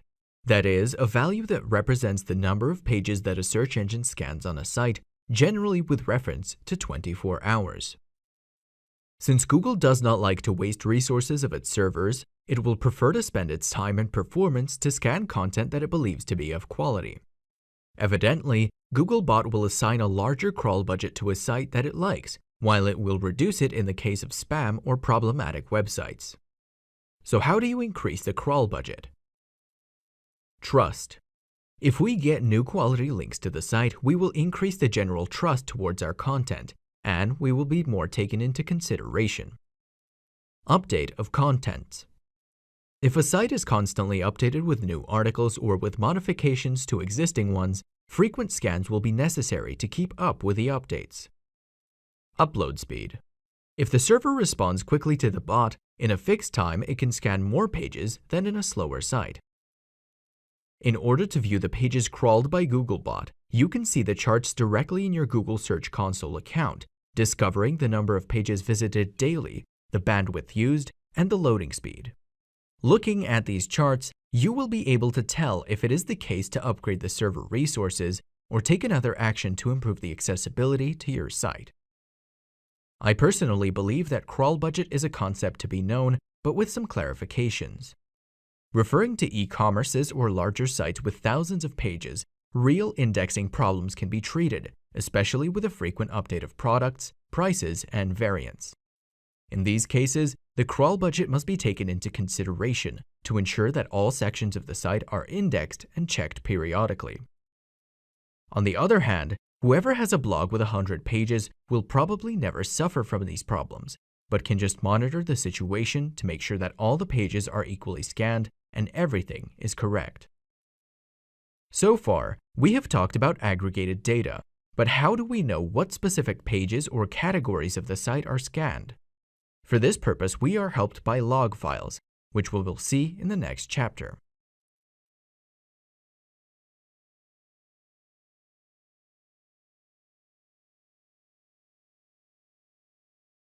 We already know that your site receives requests from users and robots to access content. But how do we analyze all this traffic in detail? In addition to tools such as Google Analytics, which monitors human users, there are the so-called log file analyzer tools. We are talking about the special files generated by the server, which contain the list of requests received with date, IP address, time, path, user agent, and other useful information, according to the W3C consortium format. For each new request to the server, a line will be written inside the log file, and day after day, these records will accumulate to be analyzed. The insertion is progressive, and consequently, the last access will be found at the bottom. Based on your hosting specifications, such as Apache, Nginx, IIS, etc., the path will be different. As you may have noticed, if your site is particularly visited, you may have log files with thousands of lines, and, in this case, it would be very complex to do a manual analysis. To facilitate you in this operation, there are specific softwares specifically designed for this purpose, such as integrations of Elasticsearch, which respond to the needs of an enterprise, or Get SEO Fix Log Analyzer for a more handy use that you can find on getSEOfix.com/log-analyzer. But what is the purpose of these tools?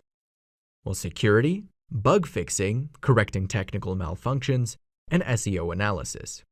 In terms of security, it is important to monitor all received requests so that we can find out malicious bots that visit hundreds of pages a day, pages visited that do not exist, accesses to private pages, and elements identifying intrusion attempts. After discovering these accesses, we can decide to block them to cover security holes, or simply to prevent malicious bots from indexing our site and using our resources. The block can be executed via the robots.txt file or with rules in the firewall for the user agent. On the other hand, the log files also tell us how Googlebot accesses our pages and how it proceeds with crawling operations. Let's see some practical examples of what we could discover through the logs. The number of requests in a period of time indicates the average load for the server. error codes 404 and 503. If we find that there are many errors, we should do a technical action or upgrade the server. Dates from the last crawl. How often does the bot visit us? The most visited pages for Googlebot. They are particularly appreciated content. Which pages or areas of the site are never visited? We should discover why and improve these sections to get better results. And waste of the crawl budget. If the bot visits dozens of useless pages, duplicated or with little value, it will not have enough crawl budget to index new content or view the updates of really important sections. After identifying this data, we will be able to proceed by making optimizations to facilitate Google's crawl, perhaps thinking about the structure of internal links, or making other improvements and then checking if something has changed. Here is an example of a recent log file belonging to one of my sites about health. You will notice that there are hundreds of hits by famous SEO analysis bots. I could decide to block them to save server resources or simply not allow them to offer interesting data to my competitors.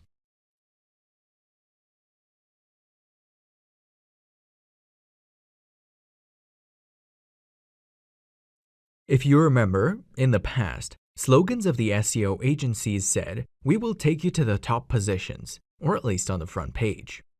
Today, things have changed because it is possible to go even higher.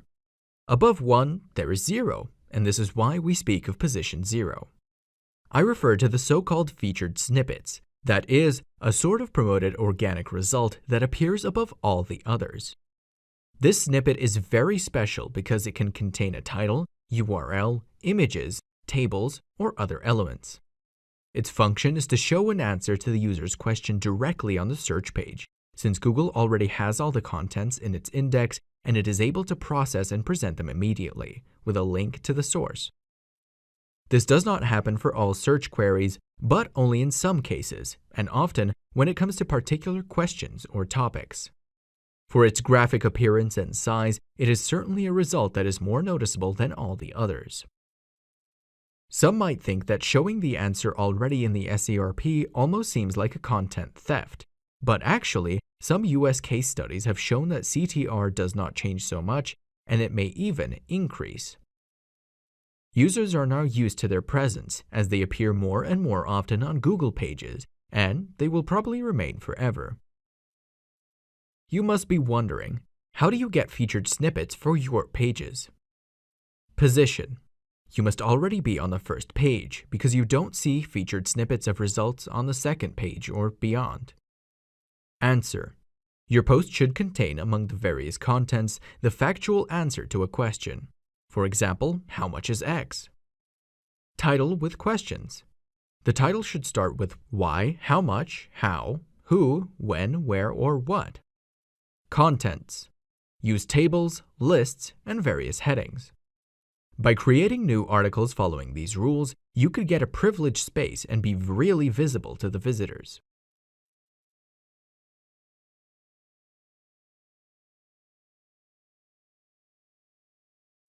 These are not widespread, but you should know that site links are an additional section directly integrated into the snippet of your result in an SERP, and it consists of a series of links with descriptions. This sort of navigation menu is designed by Google to help the user in choosing the pages to visit of a site, and this is why site links generally appear on the home page and not on internal pages. These links may include static pages, categories, or other content directly chosen by Google. We now have no choice, unlike some time ago when the demote site link setting still existed on the Google Search Console. How do we get these site links? Get the first position for your brand. The impact in the search results is evident for keywords related to your brand, making it stand out from other results and offering the user various pages to choose from, as they may not want to visit the home page but another section. Structure the navigation. Having a sitemap, breadcrumbs, categories in a menu, and a good internal linking structure will facilitate the Googlebot crawl to understand exactly how the site is structured. Trust. It is rare to find site links in a newly created site. You will need to attract quality links to improve the authority of the site and get it seriously considered by Google. There is also the search box site link, which is an interactive search bar directly on the Google SERP, which will immediately take you to the page of your site with a search result for the user query term. This allows you to take advantage of the internal search engine on your site and send the user to the correct page without wasting time. In order to enable it, you will need to insert a special markup in JSON-LD or microdata format to provide Google with some useful data to correctly use your internal search engine. You could, however, get this feature automatically, but remember, you can always disable it by entering in the head section the following meta tag. Meta name equals Google, content equals no site links search box.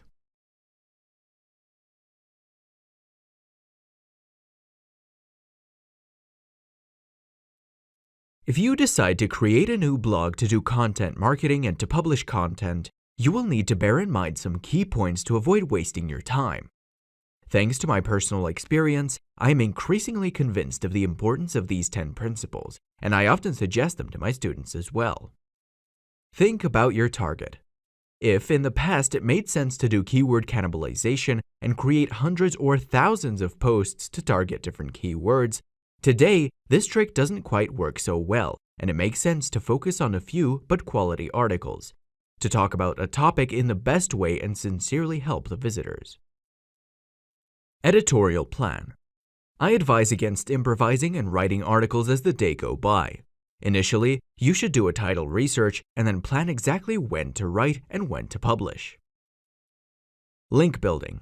Try to create relationships with other bloggers in your niche in order to publish guest posts and get links to your best articles. Over-optimization. Do not obsess yourself on the scores given by various SEO plugins, such as Yoast SEO, because it is useless to have scores of 100 out of 100 if this activates penalties. Technology. When it comes to blogs, in 90% of cases we talk about WordPress because it is the most widespread and used platform. There are other more performing solutions or made for specific needs, but in most cases WordPress is more than enough, both in SEO and functionality, perhaps with some special plugins. Structure. Think very well about the categories, and if you used a siloing structure, try to write perfectly relevant titles. For example, if you don't have a news website, I would avoid showing the dates in the SERP snippet. Niche topic. Unless it is a generalist blog, you should focus on a specific niche to become the expert in that sector. For example, in an orchid blog, it would be off-topic to talk about how to grow catnip. Branding. To push your personal brand, use your first and last name or a pseudonym in the About Me section, or directly in the title tag in all the pages of the site. Attention to configurations. Avoid duplicate content and pay attention to the author, archive, and date pages using the meta-robots method or with a canonical link tag. Don't forget to manage 404 pages from your Google Search Console account, and in case of repeated 503 errors, consider changing servers or upgrading current resources. Graphics. Although many are obsessed about graphics, I am now convinced that any light and modern template is perfect, given that the real discriminator lies in the content and in the user experience, certainly not in the refinement of the design, unless this is precisely the topic of the blog. These are the main recommendations that I would like to give to anyone who wants to improve a blog, but I also want to emphasize that all other concepts already explained in this book are always valid. I would like to add an 11th point, because it is really important and many tend to ignore it. If in the past, publishing a post meant pressing the publish button and the game was done, today we can and must devote extra time for the promotion, but let's see how. If we have profiles on social networks, we should share our posts with followers, notify newsletter subscribers, and make sure to inform the highest number of people about each piece we publish. In this way, we will attract social signals, but also some backlinks, instead of hoping someone will notice us and decide to give us a backlink. Here are the volumes of traffic obtained from one of my blogs about numismatics, entirely built in WordPress. Beyond SEO, I personally believe that having a blog today is a great idea for content marketing. Although there are many of them, people are always looking for quality information, and it is thanks to a blog that we have the opportunity to make ourselves known. Don't forget that the visibility that Google offers us by doing a well-designed SEO allows us to offer our content to the visitors and indirectly the references and solutions of our products or services.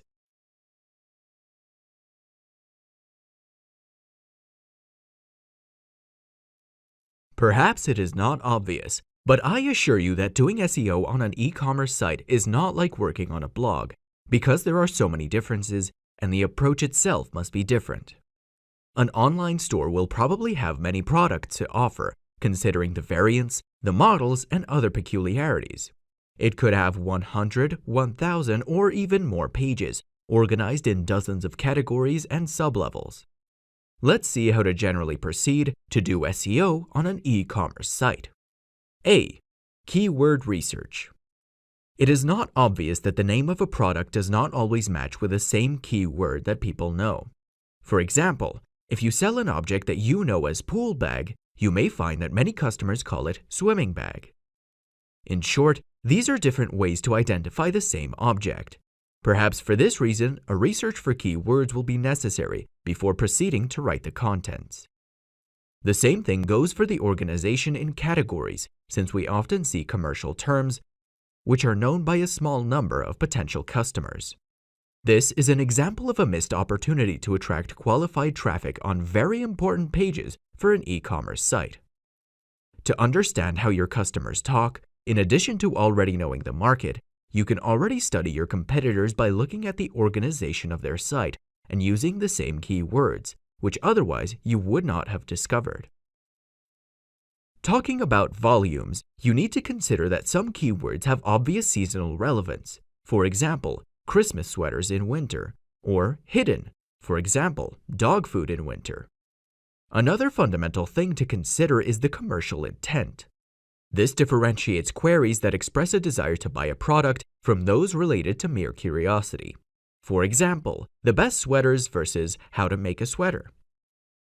You will be able to verify this concept by looking at the competition of advertisers on Google Ads, considering that if a keyword is not monetizable, not many advertisers are willing to bid on an auction to win visitors. B. Site structure. If you need to manage thousands of pages, it is important to make sure that the user does not click or browse dozens of posts in order to view the product of their interest. For this reason, we talk about the rule of 3, because every page should be reachable in a maximum of 3 clicks from the home page. We are talking about the perfect case to do a siloing structure. This means to organize categories by topic and insert sublevels to contain closely related products. C. Content optimization. As for on-page optimization, you could use some tricks. Title tag. For example, use words like discount, buy, etc. Meta description. For example, refer to free shipping. Body. Try to include images of alternative text and an exhaustive description of the product with all possible details, including the most relevant keywords. URL. Include the keywords in the structure of the categories in the URL. For example, .it/woman-dresses/night-shirt. Internal links. The most important pages of the site should have a link to the leading products to improve their visibility and authority. Rich snippet. If you show reviews, you could implement a markup to get stars for greater visibility on Google pages. D. Link building. Creating a good backlinks profile for an e-commerce site is certainly different from a blog, because it is not easy for a newspaper or other blogs to decide to mention a page of your product and give you customers as a gift. Precisely for this reason, in order to promote an online store, different approaches are used, often oriented to the use of internal informative sections, like guides or tutorials on related topics, to attract natural links and distribute the value to important pages through an appropriate linking structure. For example, a cycling shop could create a section with guides dedicated to cleaning the bicycle by using videos and tutorials, which can be easily shared and could attract various backlinks, even from authoritative sites. E. Common e-commerce issues. Managing thousands of pages that are frequently updated, e-commerce sites have delicate points to work with. Crawl budget. As explained in the appropriate chapter, check if some sections of the site are not crawled. If there are pages that waste budget, and after your fixes, make sure that Googlebot can correctly visit the site. Duplicate content. Magento and other platforms may generate duplicate content, especially with a filter menu, to specify variants, prices, or other features. Check if these situations exist, then take action with canonicalization, robots no index, or directly remove duplicated pages. Speed. If the site is slow, you will lose visitors and Google will certainly not reward you. Invest in caching solutions or upgrade the server. Original content. Try to write unique and original descriptions for each product, not limiting yourself to a couple of lines, but using various thematic keywords to improve the content relevance. Out of stock. You may decide to show a 404 error page, customized with a search box to not lose the user, or just show the correct page with a purchase box disabled. Responsive. Also consider the experience for mobile devices, especially analyzing the bounce rate in delicate pages, such as the shopping cart or checkout. At the technological level, the platforms of the moment are Shopify, PrestaShop, and Magento. The last one is equipped with various extensions, and I know it personally since 2008, although I must say that it often needs optimizations in terms of loading speed.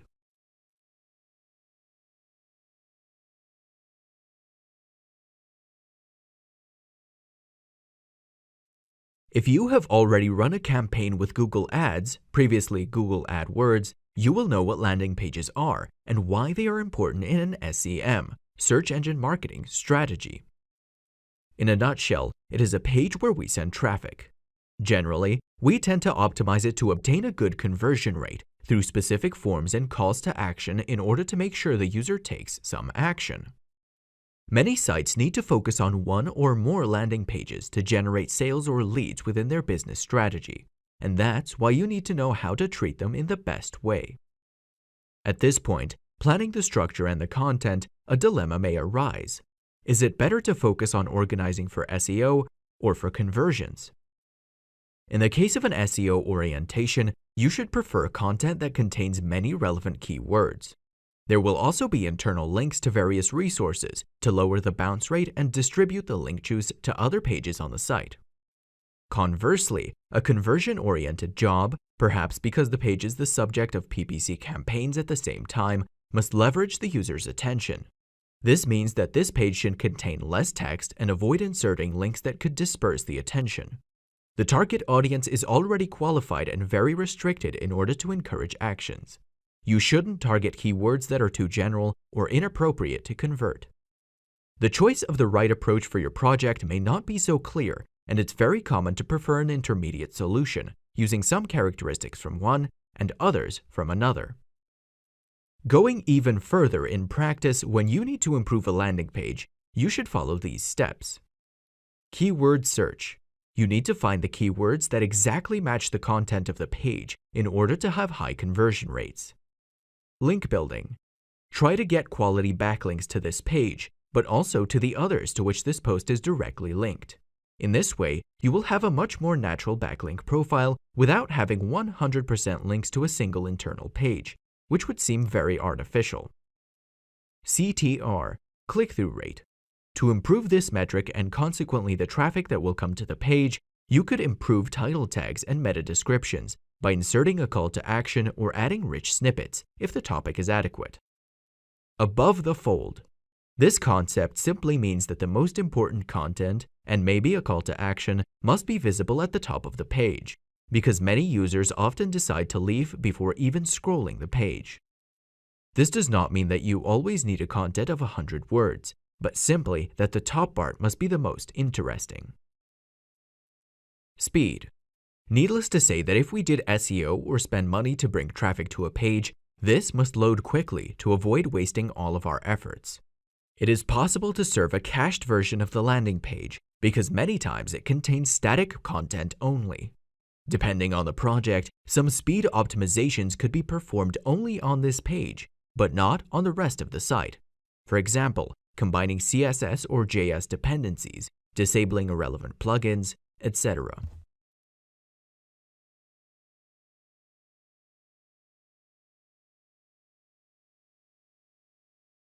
I have noticed that in the last few years, even small companies are taking an interest in ranking themselves on search results pages, probably because the number of local searches is growing, and in the United States it is equal to 46% compared to the total searches.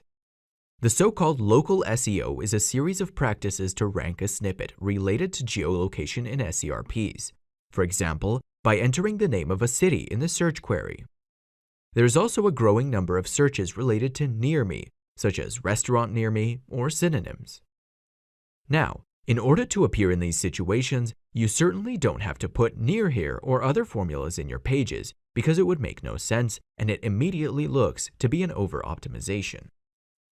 Considering the local opportunity, the need to be found arises for hotels, doctors, lawyers, restaurants, and many other professionals operating in a specific city or region.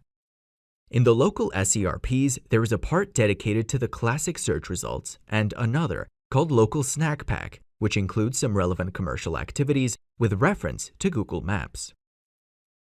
To get started, you need to have a Google My Business account, formerly Google Places, and proceed to optimize your business listing, entering all the required information, including business description, category, check the competitors, photographs, opening hours, address, and contacts.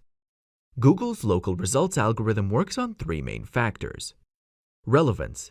How relevant is your company with a user search? Distance. How far is your company from the location used in the search? Evidence. How famous is your company? To determine the evidence, Google considers any backlinks, number, and positivity of reviews. Consider that most local searches are done on mobile devices, such as smartphones and tablets, probably because people do these searches when they are already outside of their home. How to optimize your site for local searches. City name. Enter it in the title tag, in the meta description, in the H1, and also in the body. Structured data. Enter the local business markup in JSON-LD to have your pages in the famous NAP, name, address, and phone number, considering it must contain the same data already entered on your Google My Business listing. Map. Embed the Google map showing the location of your business in the city. Local citations. When your business is mentioned entirely with the NAP, it is a relevant signal taken into consideration by Google. You can enter your business details in various directories, such as Yelp and TripAdvisor. Reviews. As you cannot write reviews for yourself, try to invite your customers to leave feedback on their experience using your services. I would like to focus on the last point because it plays a fundamental role in the current algorithm, and it should therefore be exploited to the maximum.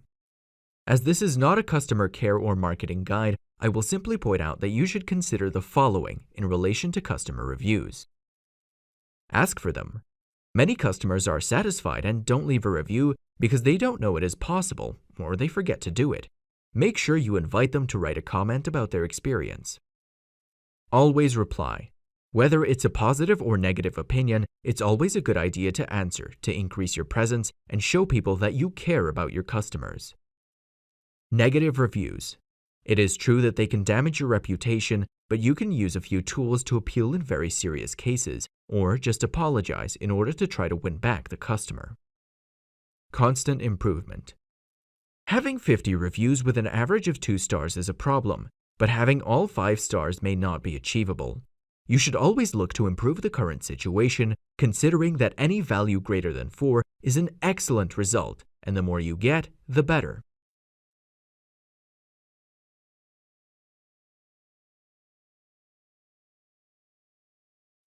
Not everyone knows that the second most used search engine is not Yahoo, and not even Bing, but YouTube. Obviously, the results are videos and not web pages. Nowadays, more and more companies are focusing on visual content marketing, and instead of publishing website pages containing videos to rank on Google, it is worthwhile to create a YouTube channel and publish content directly there. Beyond influencers and other people who use YouTube to generate entertainment traffic, even small businesses can benefit from a strategy related to YouTube with a good optimization of their videos. The type of search on YouTube can be different from Google, because when the user searches for a video, he could use keywords that are different from the ones he would use to read an article, and that's why data offered by the Google Keyword Planner tool is not so interesting, although it may be useful to get a general idea. An effective way to do SEO on YouTube videos is to follow this procedure. Title. Enter the main keyword in the video title. Description. Use the keywords in the video description. Tags. You can use the LSI keywords or search for video tags of competitors, no longer from the meta keywords tag, but within the script in the source code of the YouTube page. Engagement. Encouraging users to leave likes and comments offers important signals to the algorithm to better consider your content. Subscribe button. Although now there is also a bell to activate, the subscriber button lets you alert your subscribers about new videos as soon as they are published. Quality. You can use a professional or homemade set, but remember that for a good video, two things are essential: lights and audio. Make sure that you invest in good equipment, such as lamps for the 3-point lighting and a good microphone, hidden on the shirt or in areas close to the body. Thumbnail. The preview image is very important because it directly affects the percentage of clicks on your video compared to competitors.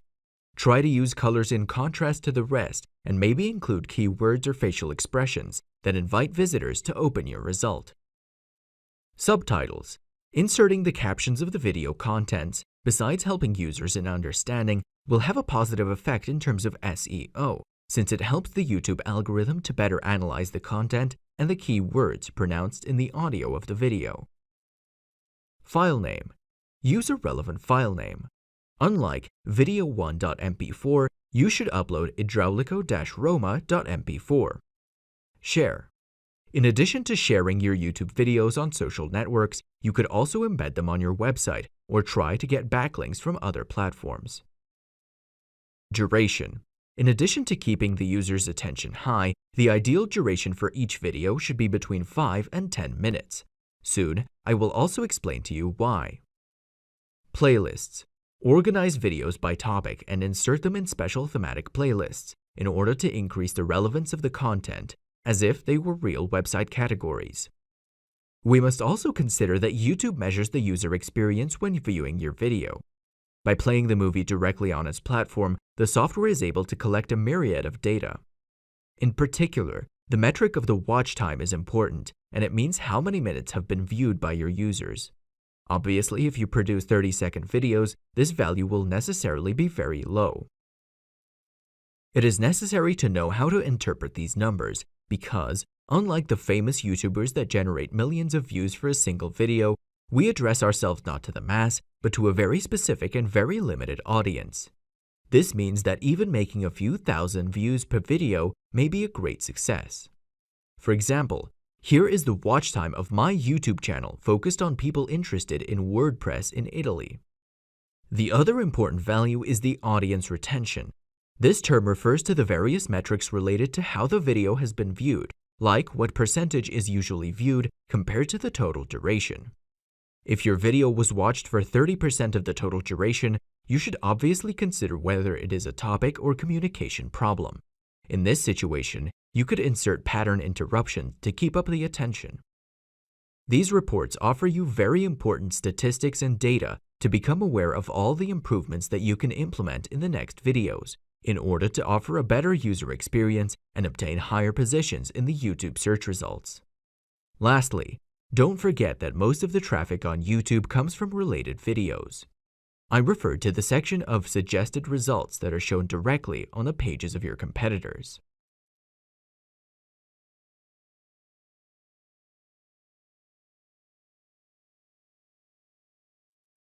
I remind you that Google's primary goal is to show its visitors the best possible results for their search. To achieve this, Google has implemented a very sophisticated algorithm. Despite all possible efforts, there are and there will always be many flaws.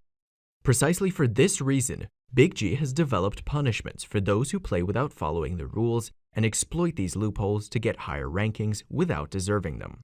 There are two macro categories of penalties, and many still confuse them today. Manual. A team of people monitors the internet to see if anyone is cheating. If so, a sanction will be applied. For example, a loss of positions and, in the most serious cases, even the de-indexation of the entire site. Remember that in this case, in the Google Search Console account, you will be notified and can submit a reconsideration request. Algorithmic.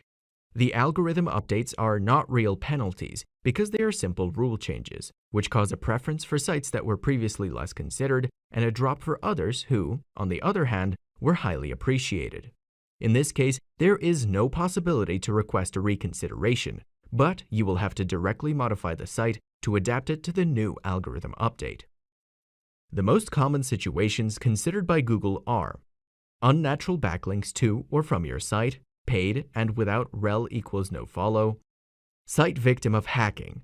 Hackers could modify pages or upload entire folders of irrelevant content for the sole purpose of damaging you. Cloaking. Show the user a different page version from the one provided to Google. Low-quality content or spam. Text that is self-generated or copied from other sources. Keyword stuffing.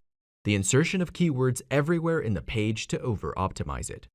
Google updates consist of changes to the algorithm in order to achieve very specific objectives. In recent history, those who played a predominant role have always had an animal or similar name. The most significant, to date, have been Panda in February of 2011. It targeted duplicate content and low-quality sites. Top Heavy in January of 2012. It hit sites with excessive banners and advertisements, which are detrimental to the user experience. Penguin, April of 2012. It involved sites with aggressive link building, over-optimization of anchor text, and other practices. Pirate, August 2012. It limited the positions of sites that had received various DMCAs, copyright infringement reports. EMD, September 2012.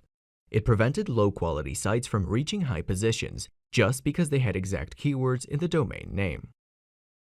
Payday, June 2013. It had cleaned up the search results from these spammy queries, such as Viagra, pornography, and others. Hummingbird, September of 2013. It improved the relevance of a query with the content of a page. Instead of applying the match only to one or more words, the relevance was of the entire search query.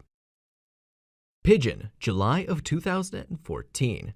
It was an update to improve local searches, introducing the concept of territorial distance into the algorithm. Mobile Friendly, April 2015. It was developed to push pages optimized for accessibility by mobile devices.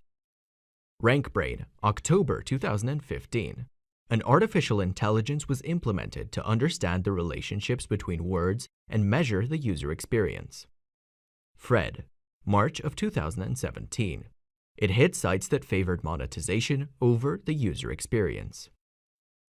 There are many others, such as, for example, the Medic update of August 2018, which gave a boost to authoritative sites in various vertical sectors, such as the medical one.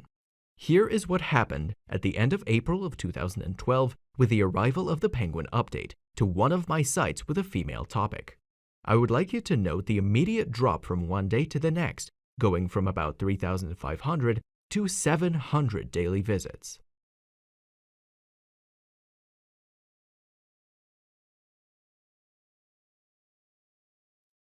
When we hear about the release of a new Google update, which modifies the correct algorithm, we can only adapt to the news by reading SEO blogs and trying to re-obtain past rankings. In this case, you will not be notified by anyone, and technically it is only a change, not a specific punishment for your site. Manual penalties instead refer to manual actions applied by a Google team member, quality rater, towards your site. You'll notice this because you'll receive a notification in your Google Search Console account with some details. But how do these human beings really notice your site among millions of other sites? Obviously, Google has automated internal systems to provide lists of suspected cases to its collaborators. But there are also specific features, such as Spam Report, which allows any user to send a notification to Big G when discovering someone who plays dirty, like an unfair competitor. In the unfortunate event you have already received a manual action against your web property, you have probably already read one of the following reasons. Misleading structured data. Some pages may have improperly used the markup technique by showing different data in the visible text and the JSON LD code. Unnatural links. From or to your site. For example, by participating in link schemes or practices such as exchanging or buying links without rel equals no follow. User spam. Some users may post links inside spam comments in a blog. Hidden text or keyword stuffing. These are over-optimizations of the page to deceive Google. Cloaking. The page shown to Google is different from the page viewed by users. And low-quality content. Pages with no added value, automatically generated, or containing copied content.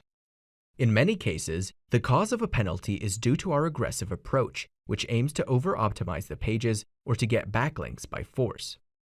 Other times, it can happen to be victims of negative SEO attacks, because although Google takes these cases into account, sometimes these attacks are successful. If the cause is a sudden acquisition of spam backlinks, you may need to use a disavow tool in your Google Search Console account to remove all malicious incoming links and wait for the situation to be restored by sending a reconsideration request with details about the actions taken. At this point, you might be wondering, how do you know for sure if and when your site has been really affected by the new algorithm or by a penalty? The most effective way, in my opinion, is the verification of positions for various keywords. If you notice a sudden drop for these values in the same period, you should take immediate action to solve the situation. On the other hand, there are also many false positives, because a new competitor may have outcome many of your previous positions. After verifying that your site has been subjected to a manual action or an algorithm update, you will have to perform some activities to resolve the situation. For example, the hateful case of unnatural links is often highlighted by finding many backlinks with spammy anchor texts. In a situation of normality, most anchor text should be like, click here, visit the site, or branded as on my brand. To try to resolve this over-optimization, you should contact all the webmasters of the linking sites, kindly asking them to remove these backlinks, and, in the worst-case scenario, you will have to use the disavow tool, uploading the complete list of these domains. As you may have guessed, these are difficult situations to deal with, but following the guidelines, there are excellent chances of recovering past positions, even if revenue not obtained in the meantime is lost forever. This often undermines the reputation of a site, and it happens that discouraged webmasters decide to abandon the project, seeing no solution. Precisely for this reason, it is important to check the history of the domain you want to register for your next project, especially by analyzing the backlinks. If, unfortunately, you choose a deleted domain, which in the past was penalized and still has active spam links, you could inherit many problems that would remain forever. Real example of manual penalization with resolution. Working in this sector for over 10 years, you can imagine that I was personally affected by these changes, and so it was. The approach must always be professional, we must not take it personally, because there is a solution or a way to fix it, which will allow us to recover lost positions. Yes, as you will have understood, if you are hit by a manual penalty, it is a great problem because your website disappears from usual positions, the traffic drops, and, in the case of a business, you will notice a decline in revenue. It's not a good situation and I don't wish it on anyone, but in this sector it can happen, and I would like to tell you what happened to me and what I did to get out of it, recovering the traffic that I had in the past. I refer to a site that I didn't consider very much, and fortunately it didn't have the particular influence on my business revenue, but it was, however, an issue to be solved as soon as possible. After I suddenly received a notification inside my Google Search Console account with references to a manual action, I started to get worried. First of all, I opened my site to check for any hacks or other incorrect practices, but after some analysis I didn't find anything relevant, and so I thought it was my fault. I decided to modify the home page by inserting a couple of images, increasing the spaces between the lists of articles, and enlarging the fonts of the links to be better usable by mobile. After that, I opened some internal pages to apply similar optimizations to the user interface, UI. Finally, I prepared a detailed answer for Google, informing them of the operations I applied to meet their warning and to prove my willingness to follow their rules. At this point, I could only wait and hope that the manual reviewer could understand that the site was legitimate and it had nothing wrong. And so it was, because within a few days, I received a positive response. There was nothing left for me to do but only waiting to see the results. As you can see from the statistics below, there was a clear and sudden recovery in a short time. At the end of this bad experience, I can say that I was lucky. I managed to solve it in a few days, but many colleagues do not get out of it, and it becomes a real nightmare for them. This is one of the reasons why I do not recommend, even to my students, to follow the promising black hat practices. If at first everything goes well, suddenly you could lose everything, and trying to recover will not always be possible, especially in cases where you do not know where to start identifying the problem.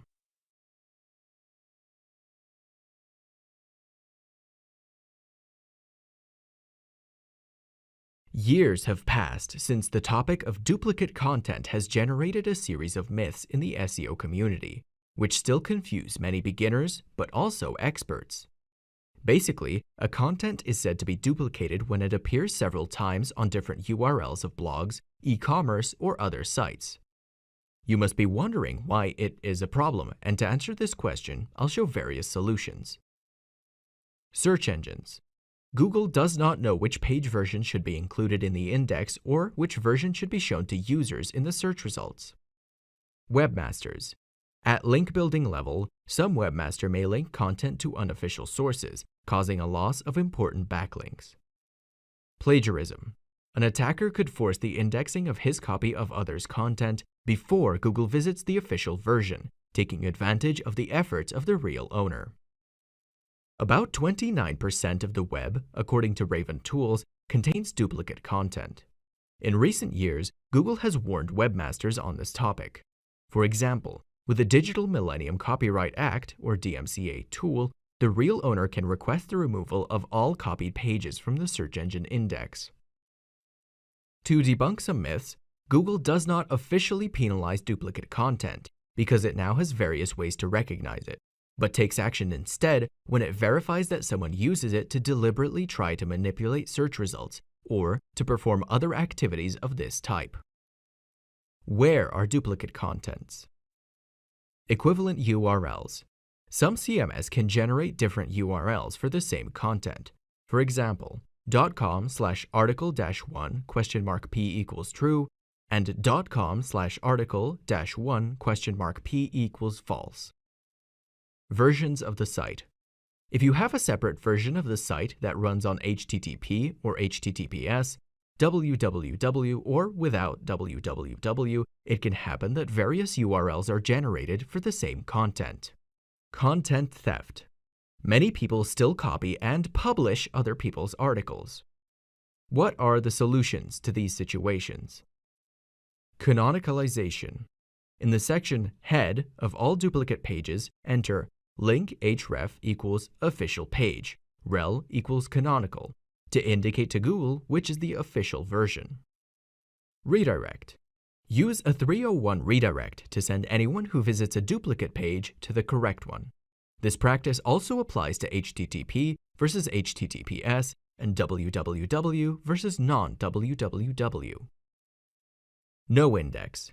Use meta robots with a no index attribute on duplicate pages to prevent them from being indexed.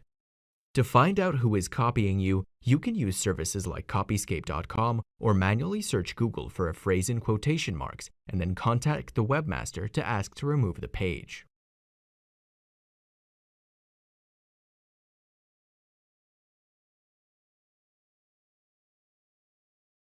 In my opinion, Google Sandbox has always been, or at least since 2004, a very interesting topic because it explains why a new site is not able to get strong positions despite excellent SEO work without any mistakes.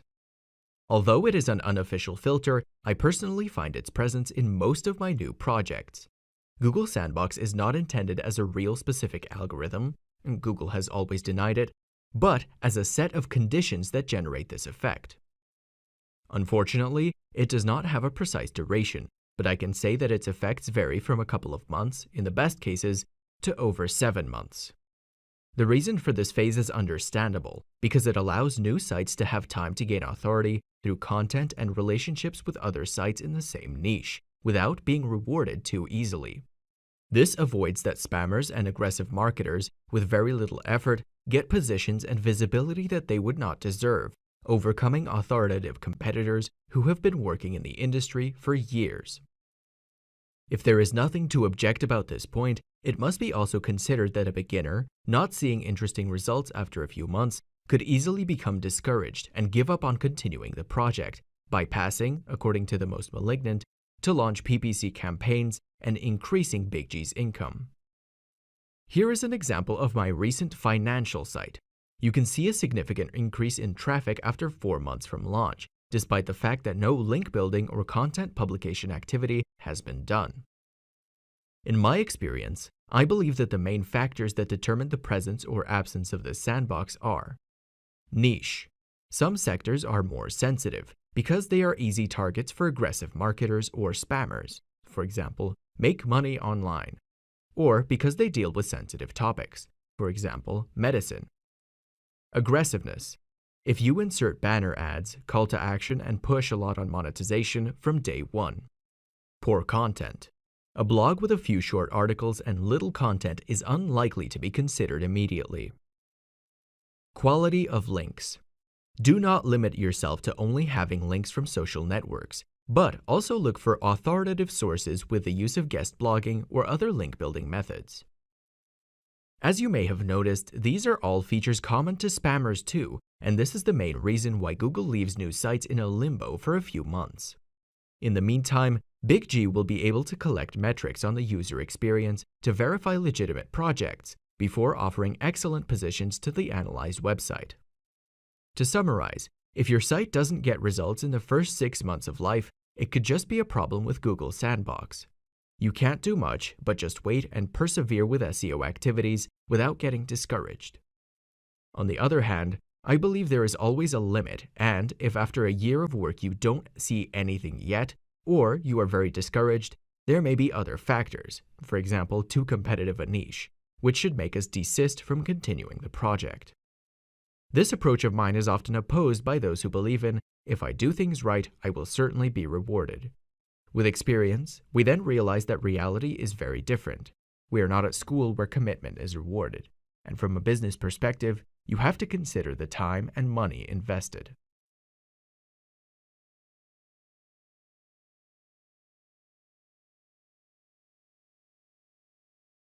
Now we will talk about a very interesting and controversial topic. We can almost define it as a taboo.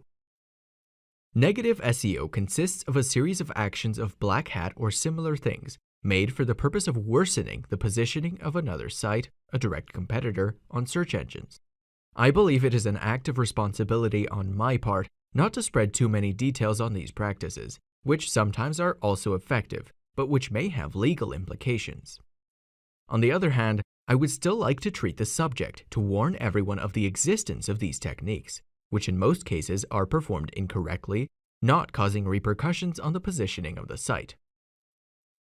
Google has implemented countermeasures in its algorithm to avoid being fooled by unscrupulous SEO experts. To list the most common activities in this field, just think of creation of numerous spam backlinks from low-quality sites or with malicious anchor text, copying your content from other sites, removing the current backlinks of a competitor by persuading the sources to remove them, hacking with malware or de-indexing the competitor's site. Now you might be wondering, what can be done to prevent these activities? First, you should monitor your Google Search Console account to promptly take action if Big G notifies you about malware content or manual actions against your website properties. Then, periodically focus on monitoring of backlinks and keyword rankings, because it is essential to discover any significant changes, such as an increase of 1,000 backlinks in a month or the loss of 10 positions on dozens of keywords. If you want to inform Big G to ignore some really bad quality backlinks because you think they can damage your reputation, then there is a special tool called the Disavow tool. which allows you to load a list of domains to be excluded by specifying a reason. I created on getseofix.com/negative-SEO, a generator tool to get a file to upload your list of exclusions to Google without worrying about the correct format. Despite being essential in serious cases, in 95% of situations, in my opinion, the disavow tool should not be used because it could do more harm than good, especially for beginners. For the plagiarism topic, as we have already seen, you could use copyscape.com and check who published parts of your articles in order to request their immediate removal, or send a DMCA report, copyright infringement notification, to Google. For local SEO, instead, there is the problem of fake negative reviews written to damage your reputation and make you lose positions. You could file a report for Google and even take legal action against the authors of the false messages. At this point, we should talk about security, but it would open up endless scenarios. It is certainly important to verify that the site is always reachable, for example, by using the tool that I created for this very purpose on getseofix.com/uptime-monitor. Some hackers, on the other hand, prefer to make you believe that everything is going well, but insert malicious content hidden in the pages, which you will perhaps notice in a year or maybe never. Another practice is the insertion of MetaRobot's noindex in the head section of all pages, which will result in the de-indexation of the entire site. To defend against attacks of this type, in addition to using a firewall on the hosting, WAF, and other various security measures, you could periodically verify the indexing of the site by using the query search site sitename.com. You will see the total number of pages in Google's index and any content you do not recognize. In 2013, I did a job for a client's company website, and I immediately realized using this research that although it was a 10-page corporate portal, in reality it had thousands of indexed articles. Investigating in depth, I discovered that an entire subfolder with thousands of pages full of pornographic content had been uploaded to the server with the sole purpose of deliberately damaging the reputation of the company, compromising any SEO efforts. If you were to find yourself in the same situation, the first thing to do is to try and analyze the IP addresses in the log file and try to identify those responsible, ex-employees or competitors, with the help of police to then take legal action, considering that this is a real crime with concrete damages. After this overview, you know that the attack methods are multiple, and for each situation there are more or less complex solutions. Although it can be a real problem, when you hear victims of negative SEO, very often these turn out to be the problems caused by inattentive or too aggressive campaigns conducted by the webmaster themselves.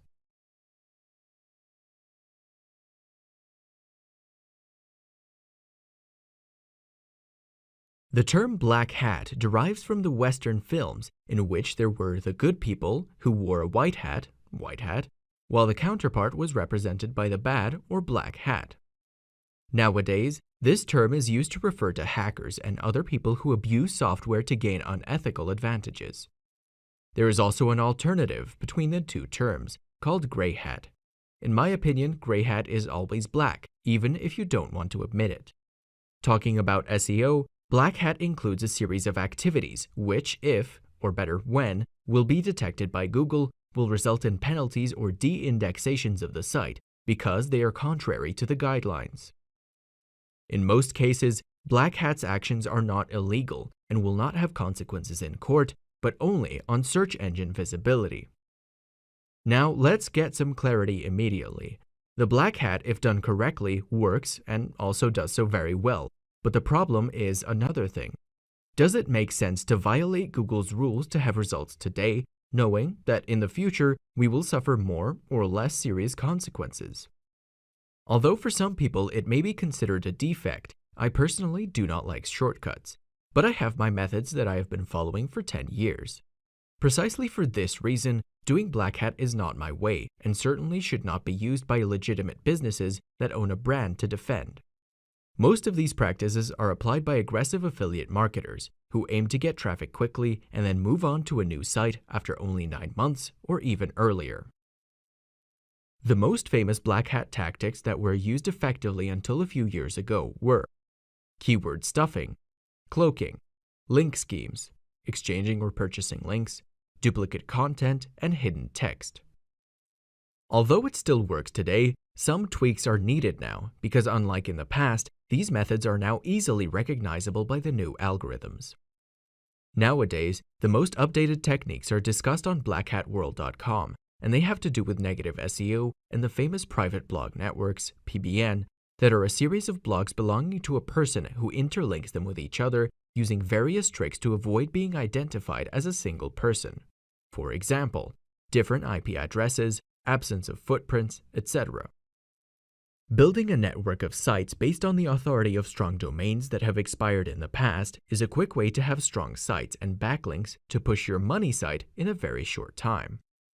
The risk of being caught is really high, and it is precisely for this reason that various services were born to sell links in these special sites created by following the best anonymization practices. Many people also use spam practices through software, such as GSA Search Engine Ranker, to create various levels or tiers of links in order to promote a money site. In short, you should understand that the creativity of Black Hat is really huge, and new ways are always ready to deceive the system. But how can you defend yourself from a competitor who uses these methods? My approach is to work on my project and try to do the best I can according to my abilities, not caring too much about who enters and who goes out in an SERP, especially because these sites have a relatively short life, and I want to stay away from this world. If you have no alternative, as we have already seen, remember that there is the spam report tool offered by Google to report sites that use these practices. It means that a quality rater will view your request and, if verified, he will apply a manual action to the bad site.